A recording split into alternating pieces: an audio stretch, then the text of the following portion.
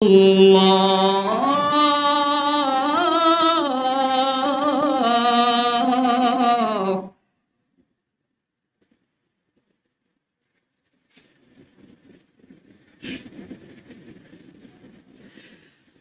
سبحان اللہ عما یشرکون هو اللہ الخالق البارئ المصور له الاسماء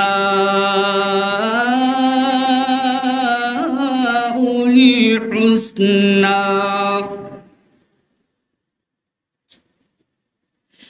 يسبح له ما في السماوات والأرض وهو العزيز الحكيم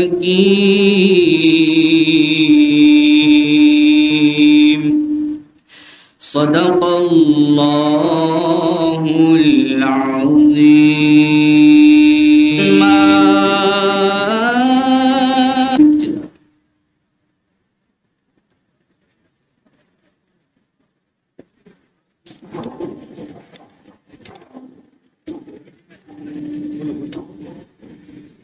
قاری ملک محمد اسماعیل خان صاحب تلاوت کلام پاک پیش کر رہے تھے. اب میں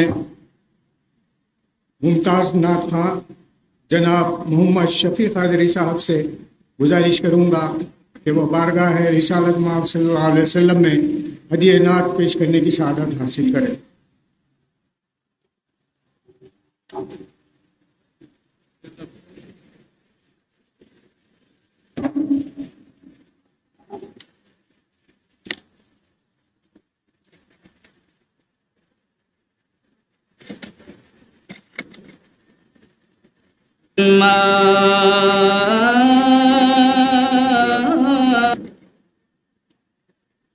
السلام علیکم صلی اللہ علیہ وسلم.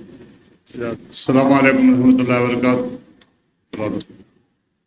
جناب عالی قدر صدر محترم کی اجازت سے نعت پاک کے مختصر شعر سماعت کریں دو خطوات کے ساتھ.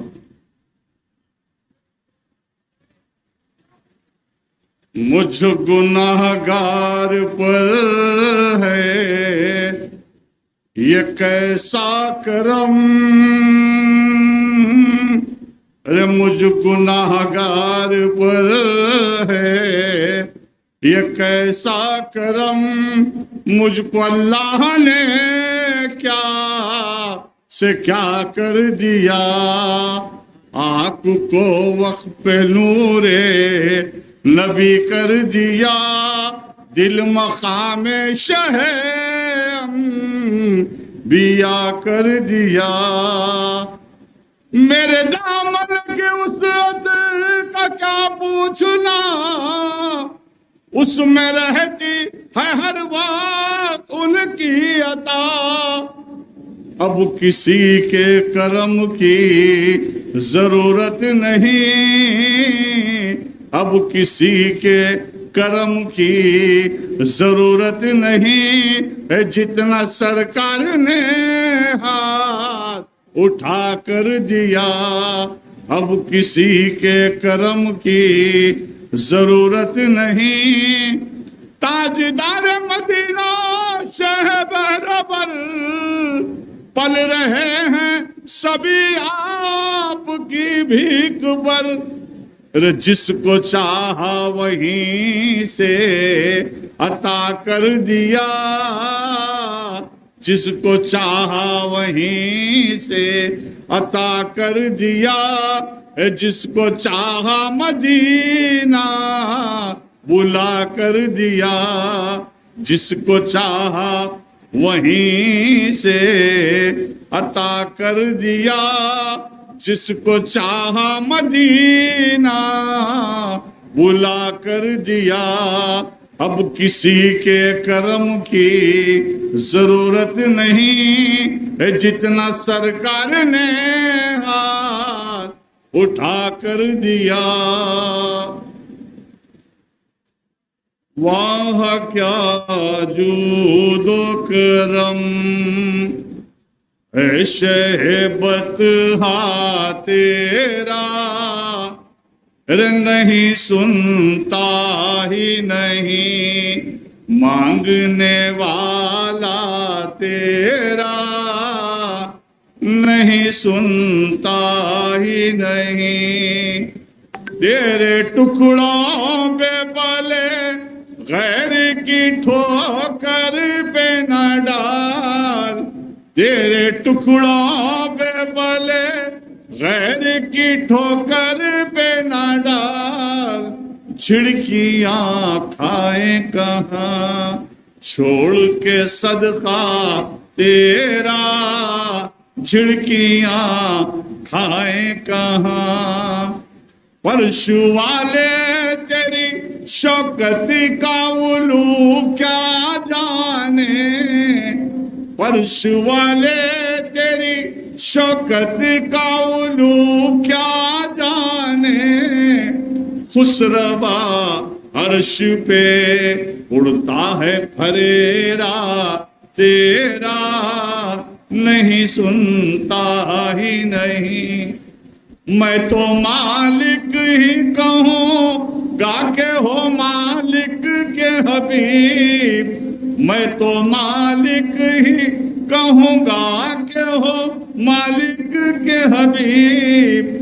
یعنی محبوب و محب میں نہیں میرا تیرا، یعنی محبوب و محب میں نہیں میرا تیرا۔ مٹ گئے مٹتے ہیں، ایک بار سبحان اللہ کہیے بادل، ایک بار پھر کہیے سبحان اللہ۔ ارے مٹ گئے مٹتے ہیں، مٹ جائیں گے دشمن تیرے، ارے نہ مٹا ہے نہ مٹے گا کبھی چرچا تیرا، ارے نہ مٹا ہے نہ مٹے گا کبھی چرچا تیرا۔ تیرے قدموں میں جو ہیں غیری کاموں کیا دیکھیں، کون نظروں میں جچے دیکھ کے تلوا تیرا، ارے نہیں سنتا ہی نہیں۔ تیری سرکار میں لایا ہے رضا اس کو شفیع، جو میرا غوث ہے اور لاڈلا بیٹا تیرا، نہیں سنتا ہی نہیں مانگنے والا تیرا۔ واہ کیا جود و کرم۔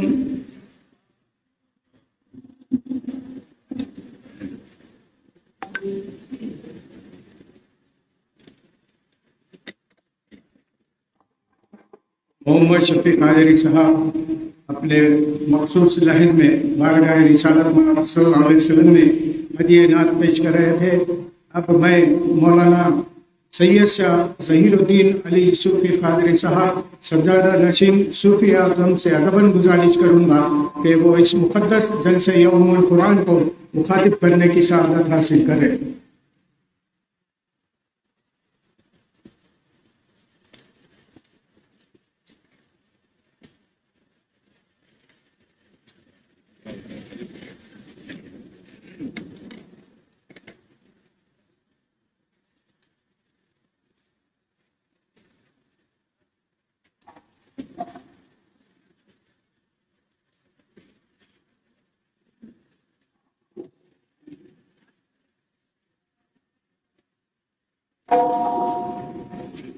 السلام علیکم ورحمۃ اللہ وبرکاتہ۔ اعوذ باللہ من الشیطان الرجیم، بسم اللہ الرحمن الرحیم۔ الحمد للہ رب العالمین والعاقبۃ للمتقین والصلاۃ والسلام علی رسولہ محمد وآلہ وصحبہ اجمعین۔ اما بعد فقال اللہ تعالیٰ فی القرآن المجید والفرقان الحمید، شہر رمضان الذی انزل فیہ القرآن ہدی للناس وبینات من الہدی والفرقان۔ قال اللہ تعالیٰ فی شان حبیبی ان اللہ و ملائکتہ یصلون علی النبی یا ایھا الذین آمنوا صلوا علیہ وسلموا تسلیما اللہم صلی اللہ علیہ وسلم۔ ہر ابتدا سے پہلے ہر انتہا کے بعد، ہر ابتدا سے پہلے ہر انتہا کے بعد ذات نبی بلند ہے ذات خدا کے بعد، ذات نبی بلند ہے ذات خدا کے بعد۔ دنیا میں جتنے بھی احترام کے قابل ہیں لوگ، دنیا میں جتنے بھی احترام کے قابل ہیں لوگ، میں سب کو مانتا ہوں مگر مصطفیٰ کے بعد، میں سب کو مانتا ہوں مگر مصطفیٰ کے بعد۔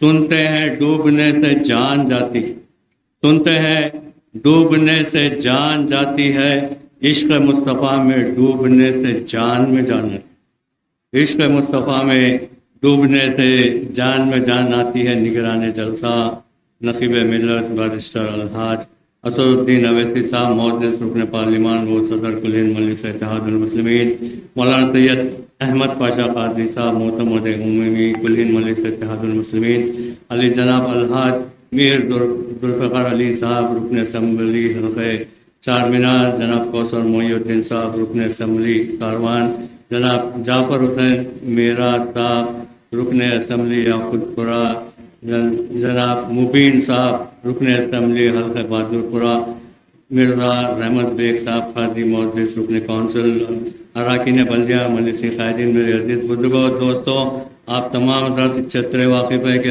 آج آپ ہم جیسو کل ہند مجلس اتحاد المسلمین کے زیر اہتمام اس متبرک مہینے میں جلسہ یوم القرآن کا جو سلسلہ عرصہ دراز سے جاری ہے، اس کا آج پہلا جلسہ منانے کے لیے کچھ قرآن کی باتیں سننے اور سنانے کے لیے یہاں پر جمع ہوئے۔ میں تفصیلات میں نہیں جاؤں گا کیونکہ نگران جلسہ کا خصوصی خطاب آپ کو اور مجھ کو سننا ہے۔ یہ متبرک مہینہ ہے جو تمام مہینوں کا سردار ہے۔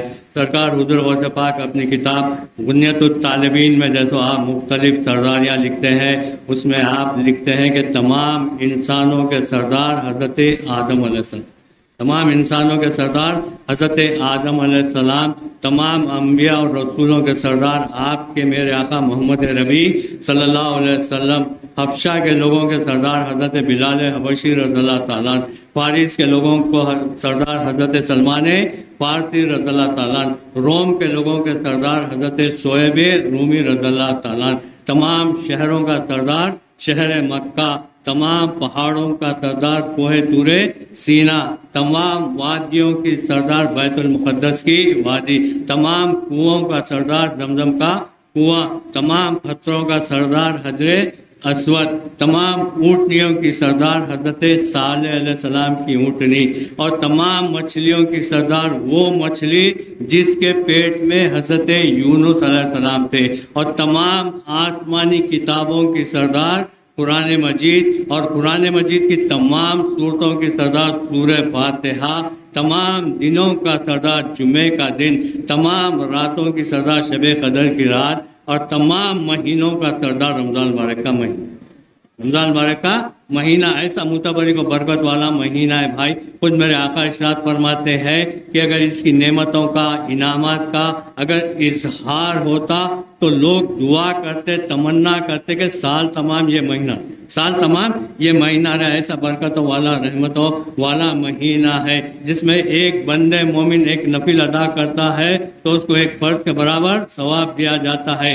ایک بندے مومن اگر اس ماہ مبارک میں ایک فرض ادا کرتا ہے تو اس کو 70 فرائض کے برابر ثواب دیا جاتا ہے۔ بعض حدیث میں آتا ہے کہ 70 اس کی ابتدا ہے، 700 گنا تک جیسے ثواب بڑھا دیا جاتا ہے۔ ایسا رحمتوں برکتوں والا مہینہ ہے جس کا پہلا دہا رحمت کا دہا ہے، دوسرا دہا مغفرت کا دہا ہے، تیسرا دہا دوزخ کی آگ سے نجات والا دہا ہے۔ ایسا متبرک و برکت والا مہینہ ہے۔ میرے آقا ارشاد فرماتے ہیں کہ لوگوں، رمضان مبارک کا مہینہ صبر کا مہینہ ہے، اور صبر کا بدلہ جنت، صبر کا بدلہ جنت ہے۔ ارشاد نبی کریم صلی اللہ علیہ وسلم ہوتا ہے کہ لوگوں، اس ماہ مبارک میں اگر کوئی بندے مومن کسی روزدار کو روزہ افطار کرا دے تو اس کو اتنا ہی ثواب ملے گا، روزدار کے ثواب میں کوئی کمی نہیں، روزدار کے ثواب میں کوئی کمی نہیں ہوگی۔ صحابہ کرام اس زمانے میں سرکار دو عالم صلی اللہ علیہ وسلم کے دور میں صحابہ کرام عرض کرتے ہیں یا رسول اللہ ہم میں بہت سارے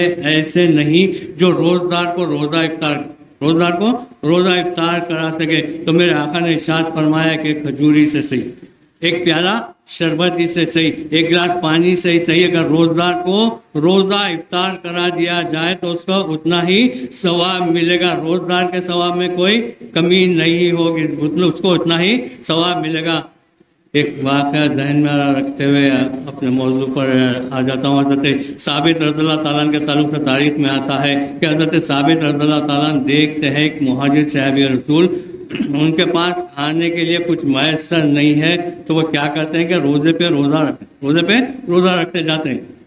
تو حضرت ثابت رضی اللہ تعالیٰ تان لیتے ہیں، محسوس کر لیتے ہیں کہ ان کے پاس کھانے کے لیے کچھ میسر نہیں ہے، تو جیسے وہ روزے پہ روزہ رکھ رہے ہیں، تو روایتوں میں آتا ہے کہ حضرت ثابت رضی اللہ تعالیٰ مہاجر صحابی رسول کو اپنے گھر آنے کی دعوت دیتے ہیں، آپ شام میں میرے گھر پہ آئیے، میرے ساتھ خاصا تناول فرمائیے۔ اور تاریخ اسلام اس بات کی شاہد ہے بھائی کہ حضرت ثابت رضی اللہ تعالیٰ بھی کوئی دولت مند صحابی رسول نہیں ہے، ان کا بھی معاملہ یہ تھا، محنت مزدوری کرتے تو چولہا سلگتا۔ حضرت ثابت رضی اللہ تعالیٰ گھر کو جا کے کہتے ہیں، اپنی زوجہ سے کہتے ہیں کہ میں نے دیکھا ایک مہاجر صحابی ان کے پاس کھانے کے لیے کچھ میسر نہیں ہے، وہ روزے پہ روزہ رکھتے ہیں، تو میں نے کیا ان کو اپنے گھر آنے کی دعوت۔ حضرت ثابت رضی اللہ تعالیٰ کی زوجہ محترمہ جواب دیتی ہے کہ خدا کی قسم گھر میں ایک آدمی کے کھانے کے سوا دوسرا آدمی کے کھانے کا کھانا موجود نہیں۔ حضرت ثابت رضی اللہ تعالیٰ کہتے ہیں کہ میں نے تو انہیں دعوت دے دی ہے، کیا کریں گے، وہ جب آئیں گے تو ان کے سامنے دسترخوان بچھا دیں گے، دسترخوان پہ جیسے تم بھی بیٹھ جانا، میں بھی بیٹھ جاؤں گا، مہمان کو بھی بٹھا دیں گے، تم چراغ کو درست کرنے کے ہیلے سے بہانے سے اٹھنا، چراغ کو بجھا دینا اور دسترخوان پر بیٹھ جانا، اور انہیں ایسا محسوس کرائیں گے کہ ہم بھی ان کے ساتھ جیسو خاصا تناول فرما رہے ہیں۔ منصوبے کے مطابق مہاجر صاحب مہمان صاحب رسول آتے ہیں، دسترخوان بچھا دیا جاتا ہے، کھانا رکھ دیا جاتا ہے، ان کے سامنے حضرت ثابت رضی اللہ تعالیٰ بھی بیٹھ جاتے ہیں، ان کی زوجہ بھی بیٹھ جاتے ہیں، ان کی زوجہ محترمہ چراغ کو درست کرنے کے ہیلے کے بہانے اٹھتی ہے، چراغ کو بجھا دیتی ہے اور مہمان کے ساتھ بیٹھ کے مہمان کو ایسا محسوس کراتے ہیں کہ وہ بھی ان کے ساتھ جیسے خاصا تناول فرما رہے ہیں۔ روایتوں میں آتا ہے کہ مہمان خاصا تناول کر لے کے کھانا کھا کے جیسے روانہ ہو جاتے ہیں، حضرت ثابت رضی اللہ تعالیٰ ان کی زوجہ محترمہ بھوکے پیٹ سو جاتے ہیں۔ دوسرے دن طلوع فجر کے بعد حضرت ثابت رضی اللہ تعالیٰ جب سرکار دو عالم صلی اللہ علیہ وسلم کی بارگاہ میں جاتے ہیں تو میرے آقا حضرت ثابت رضی اللہ تعالیٰ کو دیکھ کر مسکرا دیتے ہیں، اور میرے آقا نے ارشاد فرمایا کہ اے ثابت، کل رات کی جیسے تمہاری مہمان کے ساتھ مہمان نوازی کی ادا پروردگار عالم کو بڑی پسند آئی۔ بھائی یہ قرون اولیٰ کے مسلمان تھے جو اپنی ضرورتوں پر دوسروں کی ضرورتوں کو ترجیح دیا کرتے، اپنی خواہشات پر دوسروں کی خواہشات کو ترجیح دیا کرتے ہیں۔ وہ مقام و مرتبہ تو پیدا نہیں کر سکتے، لیکن آج اللہ کا فضل و کرم ہے، اللہ کا شکر ادا کرنا ہے کہ بھائی ہم میں ایک دو نہیں بلکہ سینکڑوں ایسے ہیں جو روزدار کو روزہ افطار کرا سکتے ہیں، سینکڑوں روزداروں کو روزہ افطار کرا سکتے ہیں۔ میرے آقا نے ارشاد فرمایا کہ رمضان مبارک کا مہینہ رحمت کا مہینہ ہے، مغفرت کا مہینہ ہے، دوزخ کی آگ سے نجات کا مہینہ ہے، اور اس ماہ مبارک میں ایک ایسی کتاب متبرک کتاب نازل کی گئی ہے جو ساری دنیا انسانیت کی ہدایت کے لیے ہے، پروردگار عالم کی نشانیوں میں سے روشن نشانی ہے، کھلی دلیل ہے، قانون خداوندی ہے، دستور اسلام ہے، مکمل ضابطۂ حیات، ساری دنیا انسانیت کی ہدایت کے لیے سے نازل کیا گیا۔ میرے آقا ارشاد فرماتے ہیں کہ لوگوں میں تمہیں دو چیزیں چھوڑے جا رہا ہوں، کتاب اللہ یعنی قرآن مجید، اور دوسرے میری سنت، جب تک اس کو مضبوطی سے تھامے رہو گے تم گمراہ نہیں ہوں گے۔ تو ضرورت اس بات کی ہے بھائی، قرآن اور صاحب قرآن کی سیرت کو ہم سامنے رکھتے ہوئے کامیابی اور کامرانی کے جھنڈے گاڑ سکتے ہیں، جس طرح قرون اولیٰ کے مسلمانوں نے قرآن اور صاحب قرآن کی سیرت کو سامنے رکھتے ہوئے کامیابی اور کامرانی کے جھنڈے گاڑ دیے تھے۔ تو آج ضرورت اس بات کی ہے، ایسے جلسوں کا جب اہتمام ہم کرتے ہیں تو ان جلسوں کو اپنی زندگیوں میں انقلاب کا ذریعہ بناتے ہوئے اپنی زندگی بحیثیت ایک سچے اور پکے مسلمان کو قرآن اور صاحب قرآن کی سیرت کو سامنے رکھتے ہوئے کامیابی اور کامرانی یقیناً ہمارے قدم چوم سکتی ہے، لیکن شرط ہے کہ بھائی قرآن اور صاحب قرآن سے میں محبت ہو۔ آخر میں آپ تمام سے رخصت ہونے سے پہلے گزارش کرنا چاہوں گا کہ بھائی اس ماہ مبارک میں جیسو کثرت سے اپنے مالوں میں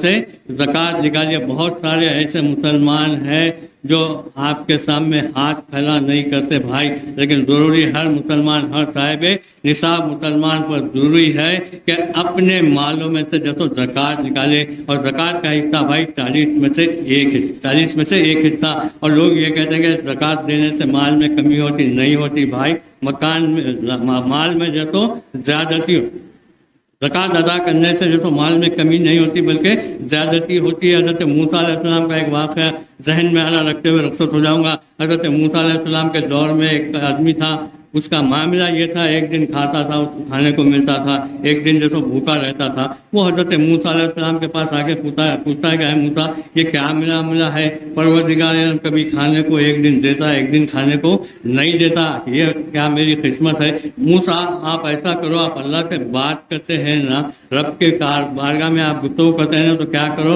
رب کائنات سے پوچھو کہ میری قسمت میں کیا ہے، ایک دن کھانا ایک دن بھوکا رہنا، ایک دن کھانا ایک دن فاقہ رہنا، ایسا کیا معاملہ ہے؟ آپ سفارش کر کے میری زندگی کا جتنا اناج میری قسمت میں، میرے مقدر میں جتنا اناج ہے وہ ایک ہی مرتبہ مجھے دلا دے، اور جتنے دن کا ہوگا کھائے لیں گے، اس کے بعد اللہ دیکھا، اور جو ہوگا اللہ دیکھا جائے۔ حضرت موسیٰ علیہ السلام سفارش کر کے وہ اناج اس بندے کو دلاتے ہیں۔ اس کے بعد حضرت موسیٰ علیہ السلام اپنے کام میں جیسے مصروف ہو جاتے ہیں، کئی دنوں کے بعد، کئی مہینوں کے بعد، کئی سالوں کے بعد حضرت موسیٰ علیہ السلام کے ذہن میں یہ بات آتی ہے کہ جیسے میں نے اس کو اناج دلایا تھا جو چند دنوں کا رہ گیا تھا، اس کا کیا حال ہے دیکھنے کے واسطے جب حضرت موسیٰ علیہ السلام جاتے ہیں اس مقام پر جہاں جھونپڑا تھا، دیکھتے کیا ہے کہ ایک عظیم الشان عالی شان محل ایک محل تیار ہے۔ موسیٰ علیہ السلام حیران و پریشان ہو جاتے ہیں، محل کے اندر جا کے دیکھتے ہیں، کیا دیکھتے ہیں کہ جیسے چاروں طرف دسترخوان بچھا ہوا ہے، لوگ غریب اور مسکینہ اس پہ کھا رہے ہیں، اور اس کے درمیان ایک شخص بیٹھا ہوا ہے، تخت پر جیسے لیٹا ہوا ہے، ٹیکا لگا ہے۔ حضرت موسیٰ علیہ السلام قریب جا کر دیکھتے ہیں تو یہ وہی شخص ہے، جا کے پوچھتے ہیں کہ کیا معاملہ ہے؟ موسیٰ علیہ السلام پوچھتے ہیں کہ کیا معاملہ ہے؟ تھوڑا سا اناج تھا، کیا معاملہ ہے؟ تو وہ شخص جواب دیتا ہے کہ اے موسیٰ آپ نے جو اناج دلایا تھا میں وہ غریبوں میں بانٹتا گیا، رب مجھے دیتا گیا، وہ بانٹتا گیا، میں رب دیتا رہا بھائی۔ تو زکوٰۃ اپنے مالوں میں سے دل کھول کے جیسے نکالیے۔ اللہ تعالیٰ سے دعا ہے کہ اللہ تعالیٰ اس مہینے شریف کو قبول فرمائے۔ اے باری تعالیٰ اس ماہ مبارک کی خصوصیت ہم دعا کرتے ہیں کہ باری تعالیٰ مسجد اقصیٰ کی حفاظت فرما، باری تعالیٰ مسجد اقصیٰ کی حفاظت فرما، اے باری تعالیٰ فلسطینی مسلمانوں کی مدد فرما، اے باری تعالیٰ فلسطینی مسلمانوں کو فتح و نصرت عطا فرما، اے باری تعالیٰ سالار ملت الحاج سلطان صلاح الدین اویسی رحمۃ اللہ علیہ کی قبر کو اپنے نور سے منور فرما، ان کی قبر پر اپنی رحمت برکت نعمتوں کا نزول فرما، اے باری تعالیٰ مولانا سید احمد پاشا قادری کو صحت عطا فرما، صحت کاملہ عطا فرما، صحت عاجلانہ عطا فرما، آمین ثم آمین برحمتک یا ارحم الراحمین والحمد للہ۔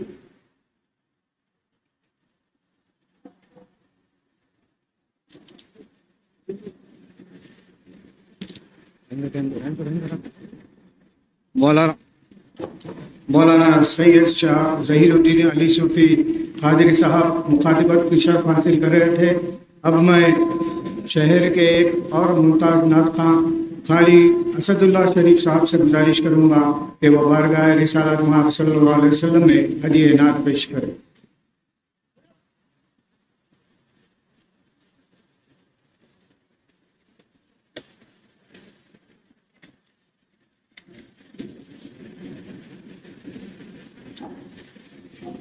السلام علیکم ورحمۃ اللہ وبرکاتہ۔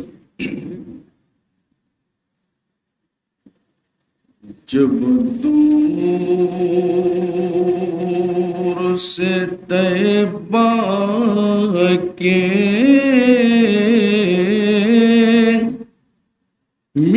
مینار نظر آئے،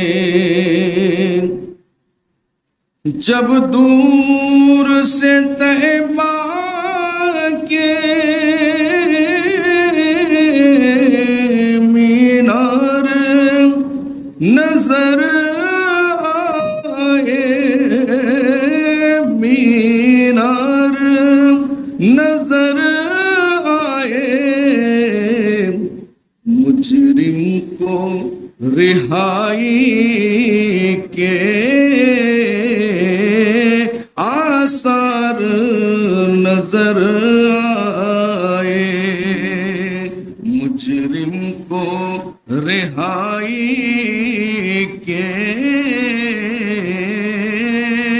آثار نظر آئے، مکے کی فضاؤں میں طیبہ کی ہواؤں میں، مکے کی فضاؤں میں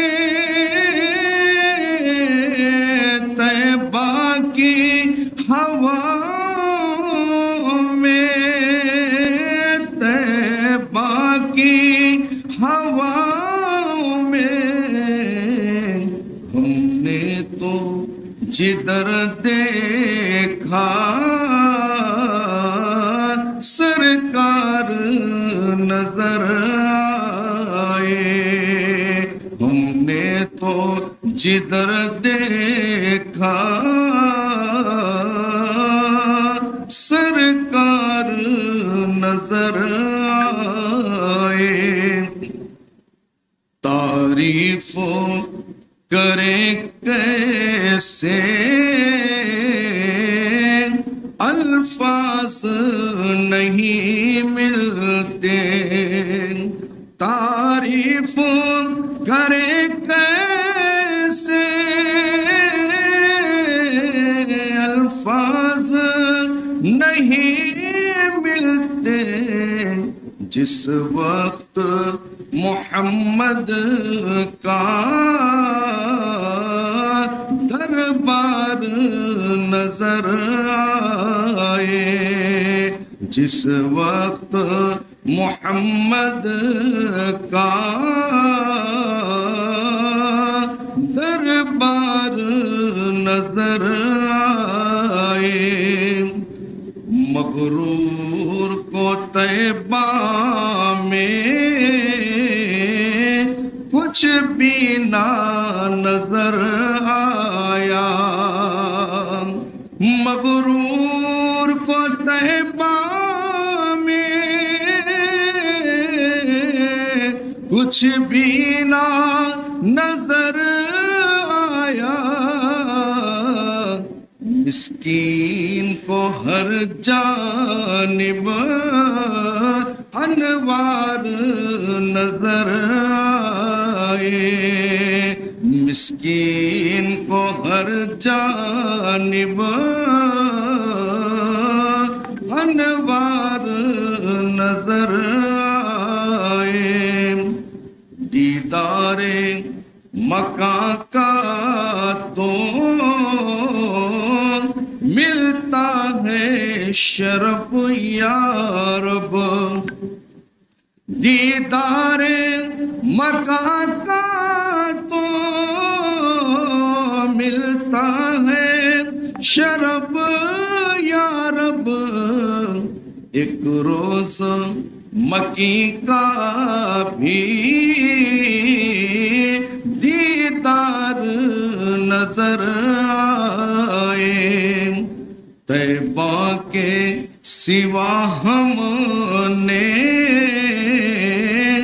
مرزا کو جہاں دیکھا، طیبہ کے سوا ہم نے مرزا کو جہاں دیکھا، کچھ کھوئے ہوئے سے کچھ بیمار نظر آئے، جب دور سے طیبہ کے مینار نظر آئے، مجرم کو رہائی کے آثار نظر آئے۔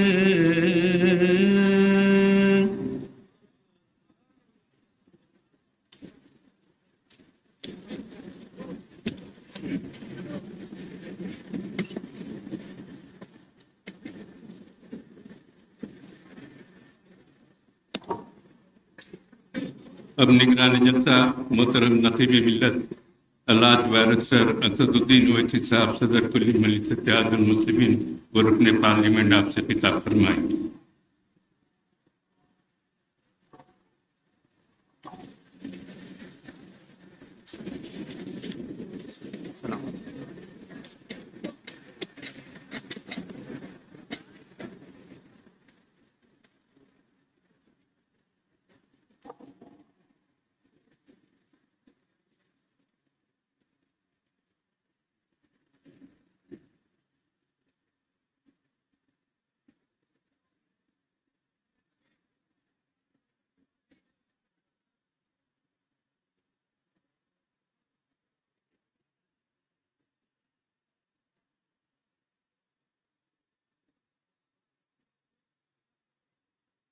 اعوذ باللہ من الشیطان الرجیم، بسم اللہ الرحمن الرحیم، السلام علیکم ورحمۃ اللہ وبرکاتہ۔ مجلس اتحاد المسلمین کے شریک معتمد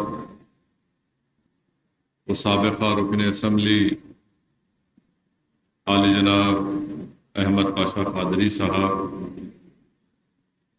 حضرت مولانا ظہیر الدین صوفی صاحب، معزز حاضرین اکرام، بزرگان قوم اور ملت، میرے غیور نوجوان ساتھیوں اور میرے تمام مجلس اتحاد المسلمین کے رفقا، عزیزان ملت اسلامیہ، یہ اللہ کا بڑا فضل و کرم ہے کہ اللہ سبحانہ و تعالیٰ نے ہم تمام کو زندہ رکھا اور اس ماہ مبارک ہم کو عطا کیا۔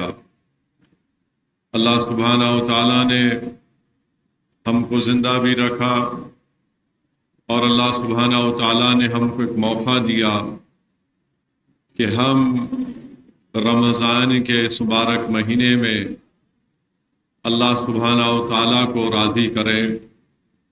اللہ نے ہم کو ایک موقع دیا کہ ہم متقی اور پرہیزگار بن جائیں۔ اللہ سبحانہ و تعالیٰ نے ہم تمام مسلمانوں کو ایک موقع دیا کہ ہم سال کے 11 مہینے جو اللہ کی نعمتیں کھاتے ہیں، اللہ یہ دیکھنا چاہتا ہے کہ کیا میرے بندے میری محبت میں میرے حکم پر 30 دن اپنے کھانے کو چھوڑ سکتے ہیں یا نہیں۔ اللہ نے ہم کو موقع دیا کہ ہم میں صبر پیدا ہو۔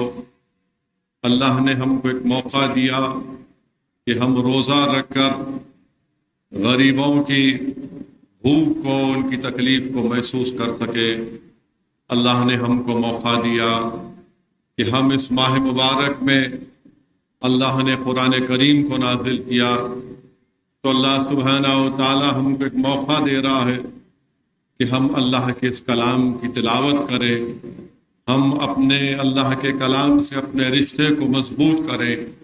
میری اللہ سے دعا ہے کہ اللہ سبحانہ و تعالی ہم تمام کو رمضان مبارک کے جو اصول ہیں، جو ادب ہے اور اس کے تقاضے ہیں، اللہ ہم تمام کو نبی کریم صلی اللہ علیہ وسلم کے صدقہ طفیل میں ہم کو اللہ موقع دے۔ اللہ ہم کو یہ سلیقہ سکھائے کہ ہم اس ماہ مبارک کا صحیح استعمال کریں، ہم تمام اس میں روزے رکھیں، اس میں زکوٰۃ نکالیں تاکہ ہم متقی اور پرہیزگار بن جائیں۔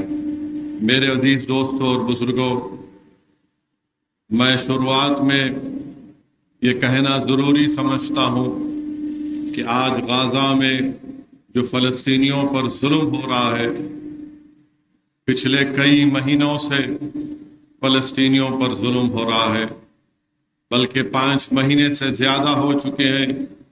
ظالم اسرائیل کی حکومت معصوم فلسطینیوں کو پر ظلم کر رہی ہے۔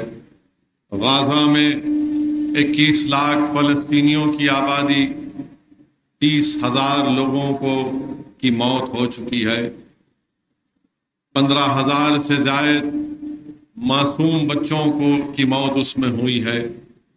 21 لاکھ یا 20 لاکھ کی آبادی میں 12 لوگ آج بے گھر ہو چکے ہیں۔ 50,000 سے زیادہ خواتین جو حاملہ ہیں، آج ان کے پاس اسپتال نہیں ہے۔ 60,000 سے زیادہ لوگ زخمی ہیں، ان کے زخموں کا علاج کرنے کے لیے دوائیں نہیں ہیں۔ پچھلے چند دنوں سے یہ خبر آ رہی ہے کہ معصوم 4 سال 6 سال کے بچے بھوک اور فاقہ کی وجہ سے مر رہے ہیں یا پھر وہ تڑپ رہے ہیں۔ میرے عزیز دوستوں اور بزرگوں، ہم دنیا کے جس کونے میں ہیں، یہ ضروری ہے کہ ہم ان فلسطینیوں کی تکلیف کو اپنے دل میں محسوس کریں۔ ہم ان فلسطینیوں کی آواز بنیں، جو اسرائیل جو بربریت اور ظلم کر رہا ہے غزہ میں، ہم اس کے خلاف صدائے احتجاج بلند کریں۔ ہم دعاؤں میں اس مقدس سرزمین کے ان جیالوں کے لیے دعا کریں جو مسجد اقصی اور بیت المقدس کی حفاظت کے لیے ٹھہرے ہوئے ہیں۔ میرے عزیز دوستوں اور بزرگوں، جب آپ اور ہم کھانے کا دسترخوان پر بیٹھتے ہیں تو ضروری ہے کہ ہم چند لمحوں کے لیے یہ بھی سوچ لیں کہ اس دنیا میں غزہ کی سرزمین پر لوگ اور معصوم بچے بھوک اور فاقہ سے پریشان ہیں۔ ہم تھوڑی دیر کے لیے یہ بھی سوچ لیں کہ آج ہمارے سامنے اللہ نے طرح طرح کے رزق اور نعمتوں سے ہم کو نوازا۔ افطار کے وقت آج حیدرآباد ہو یا ہمارا وطن عزیز بھارت ہو، ایسے کئی غریب ہیں جن کو کھانا دستیاب نہیں ہے۔ ایسے کئی غریب ہزاروں لاکھوں کی تعداد میں ہمارے وطن میں جو بھوکے سو جاتے ہیں۔ تو میرے عزیز دوستوں اور بزرگوں، اللہ اس ماہ مبارک میں ہم کو صبر کی ٹریننگ دے رہا ہے۔ اللہ ہم کو پیغام دے رہا ہے۔ علماء کرام نے لکھا اور بولا کہ جب تم سحری کے بعد سے افطار تک نہیں کھاتے ہو تو اللہ یہ پیغام دے رہا ہے کہ تمہارے دل میں، تمہاری سوچ میں، تمہاری فکر میں، تمہاری عادتوں میں ایک تبدیلی آنی چاہیے، اور وہ یہ ہے کہ آج تم اللہ کی رضا کے لیے بھوکے ہو، تمہارے سامنے حلال چیزیں ہیں، تم اس کی طرف ہاتھ لگانا تو چھوڑو، تم دیکھتے نہیں ہو۔ مگر پیغام یہی ہے کہ میرے عزیز دوستوں اور بزرگوں، ہم ان غریبوں کی تکلیف کو محسوس کریں، ہم ان کی تکالیف کو سمجھیں اور ان کے لیے کھڑے ہو جائیں تاکہ ان کو بھی انصاف مل سکے۔ میرے عزیز دوستوں اور بزرگوں، معزز بزرگان قوم اور ملت، اللہ کے رسول صلی اللہ علیہ وسلم جمعے کا خطبہ دینے کے لیے ممبر پر قدم مبارک رکھتے ہیں اور اللہ کے رسول صلی اللہ علیہ وسلم 3 مرتبہ آمین کہتے ہیں۔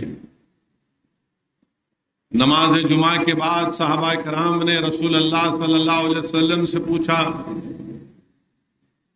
کہ یا حبیب اللہ، یا رسول اللہ صلی اللہ علیہ وسلم، آپ نے 3 مرتبہ آمین کیوں کہا؟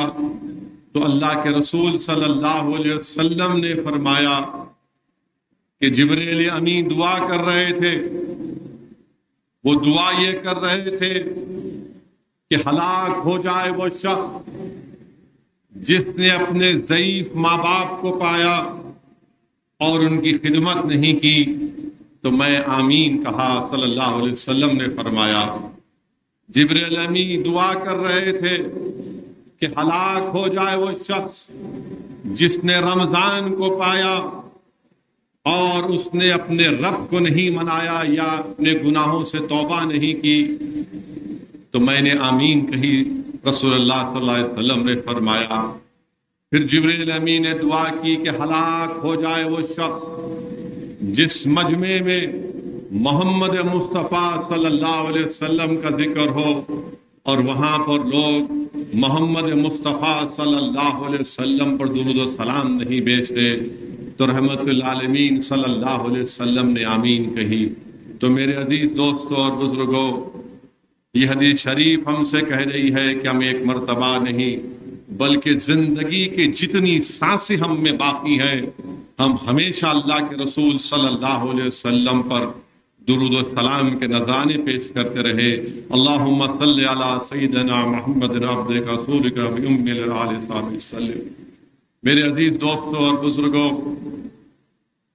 محدث دکن حضرت عبداللہ شاہ صاحب قبلہ رحمۃ اللہ علیہ اپنی کتاب رمضان میں لکھتے ہیں کہ حشر کا میدان ہے، اللہ کے عرش کے پاس حضرت آدم علیہ السلام سبز رنگ کے کپڑے پہن کر کھڑے ہوئے ہیں، اور حضرت آدم علیہ السلام آپ کے اور ہمارے آقا محمد مصطفیٰ صلی اللہ علیہ وسلم کو یہ کہہ کر پکارتے ہیں کہ اے احمد صلی اللہ علیہ وسلم، دیکھو وہ تمہارا امتی جہنم میں فرشتے لے کے جا رہے ہیں اس کو۔ اللہ کے رسول صلی اللہ علیہ وسلم رحمت للعالمین، شافع روز جزا، امام الانبیاء، ان فرشتوں کی طرف دوڑتے ان سے کہتے ہیں کیا کر رہے ہو، یہ میرا امتی ہے۔ تو فرشتے کہتے ہیں کہ ہم بڑے سخت دل ہیں، ہم صرف اللہ کا حکم مانتے ہیں۔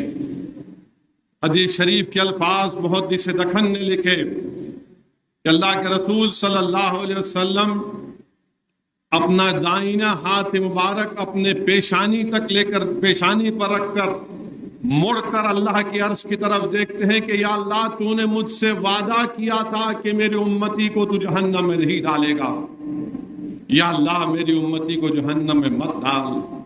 تو اللہ سبحانہ و تعالی ان فرشتوں کو حکم دے گا کہ لاؤ اس محمد صلی اللہ علیہ وسلم کی امتی کو دوبارہ اس کے اعمال کو، اور میزان کے پاس اس شخص کو فرشتے لے کر آتے ہیں اللہ کے حکم پر، اس کے اعمال تولے جاتے ہیں، اور رسول اللہ صلی اللہ علیہ وسلم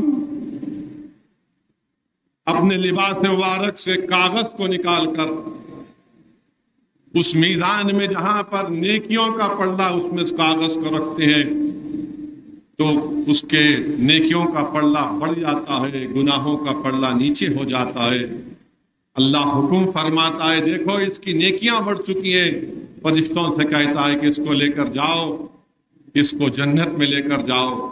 وہ جو شخص ہے وہ چیخ مارتا ہے کہ آپ کون ہیں، آپ کا اتنا نورانی چہرہ، آپ ایسے بے بسی، جب فرشتے مجھے جہنم کی طرف لے کر جا رہے آپ نے مجھے بچا لیا، آپ کون ہیں بتائیے۔ تو رسول اللہ صلی اللہ علیہ وسلم فرماتے ہیں کہ میں وہ ہوں جس کو دنیا میں تم رہ کر تو نے مجھ پر درود و سلام کے نذرانے پیش کرتا۔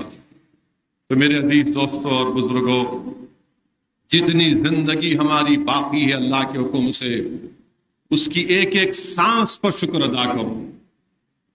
اللہ نے جو زندگی ہم کو دی ہے اس کے ایک ایک سانس کا شکر ادا کرو، اور متقی اور پرہیزگار بننے کی کوشش کرنا ہے، اور رسول اللہ صلی اللہ علیہ وسلم پر درود السلام کے نذرانے پیش کرتے رہنا۔ میرے عزیز دوستوں اور بزرگوں، جو حدیث شریف میں نے آپ کے سامنے پڑھی، اللہ کے رسول صلی اللہ علیہ وسلم جبریل امی کی دعا پر آمین کہہ رہے ہیں کہ جس نے رمضان کو پایا اس کی قدر نہیں کی وہ ہلاک ہو جائے۔ ایک طرف فرشتوں کے امام ہیں، فرشتوں کے سردار ہے، دوسرے طرف تمام انبیاء اور رسولوں کے سردار کی زبان سے نکل رہا ہے آمین۔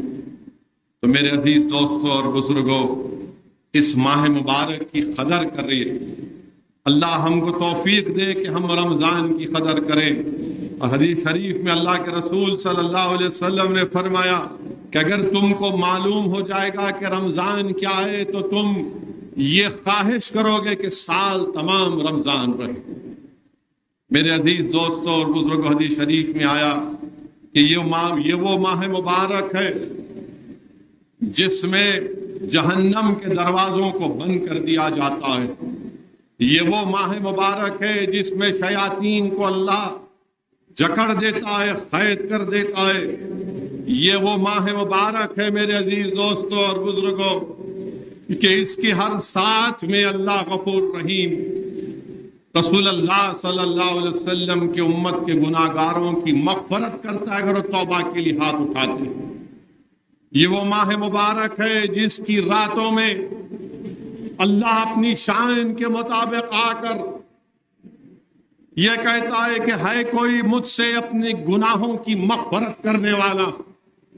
سال کے 11 مہینے لوگ راتوں میں اٹھ کر، لوگ نمازوں کے بعد لوگ اہل دل کے پاس جا کر کہتے ہیں کہ آپ اللہ سے دعا کریے ہمارے لیے۔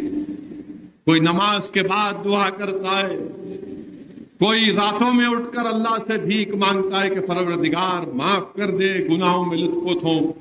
یہ ماہ مبارک میں اللہ سبحانہ و تعالی اپنی شان کے مطابق پہلے آسمان پر آ کر یہ کہہ رہا ہے کہ ہے کوئی جو مجھ سے اپنے گناہوں کی مغفرت طلب کرے، ہے کوئی جو مجھے راضی کر لے۔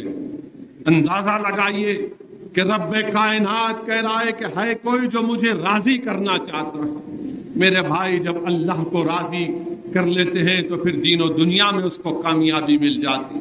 اسی لیے بہت ضروری ہے کہ ہم اس ماہ مبارک کی قدر کریں۔ جنت میں ایک دروازہ ہے جس کا نام ریان ہے، اور اس جنت کے دروازے سے حدیث شریف میں رسول اللہ صلی اللہ علیہ وسلم نے فرمایا کہ صرف وہی لوگ جا سکتے ہیں جو روزے دار ہیں۔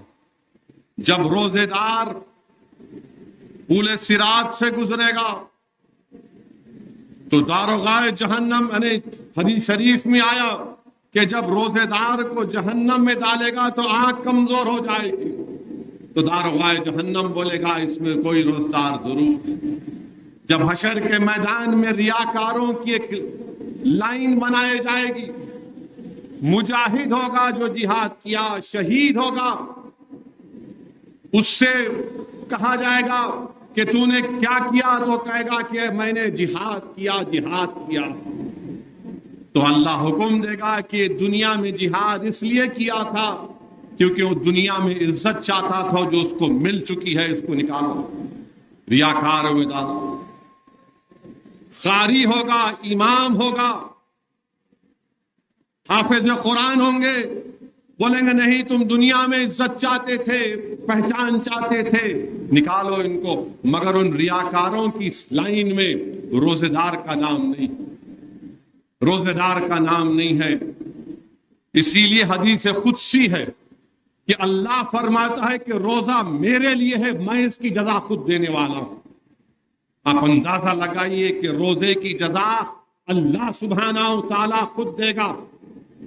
اور اللہ قرآن میں فرما رہا ہے سورہ بقرہ میں کہ تم روزہ رکھو تاکہ تم متقی اور پرہیزگار بن جاؤ۔ میرے عزیز دوستوں اور بزرگوں، حدیث شریف کئی احادیث ہیں، بس نوجوانوں سے میری اپیل ہے کہ آپ روزہ رکھیے۔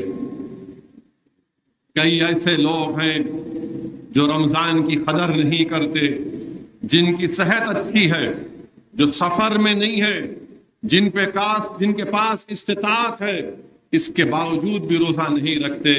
یاد رکھو یہ بہت بڑا گناہ ہے۔ روزہ رکھو میرے بھائی، اور اس کے پورے آداب کو ملوث رکھو۔ روزہ اگر آپ ہیں، حدیث شریف میں آیا کہ روزہ ہیں، اگر آپ غیبت کر رہے ہیں تو اللہ کو ایسے روزے کی ضرورت نہیں۔ حدیث شریف میں آیا کہ تم کھانا پینا چھوڑ رہے، اللہ کو اس کی ضرورت نہیں۔ اگر تم غیبت کر رہے ہو، تم اپنی آنکھوں سے گناہ کر رہے ہو، اللہ کو ایسے روزے کی ضرورت نہیں ہے۔ یہ ماہ صبر ہے، یہ ٹریننگ کا مہینہ ہے کہ تم 30 دن اپنی آنکھوں کو بچاؤ۔ نوجوانوں، اپنی سوچ کو پاک کرو، اپنے دل کو صاف رکھو، اور پھر دیکھو کہ تمہارا مقام کیا ہوتا ہے۔ یہ ماہ صبر ہے، یہ ماہ ٹریننگ کا مہینہ۔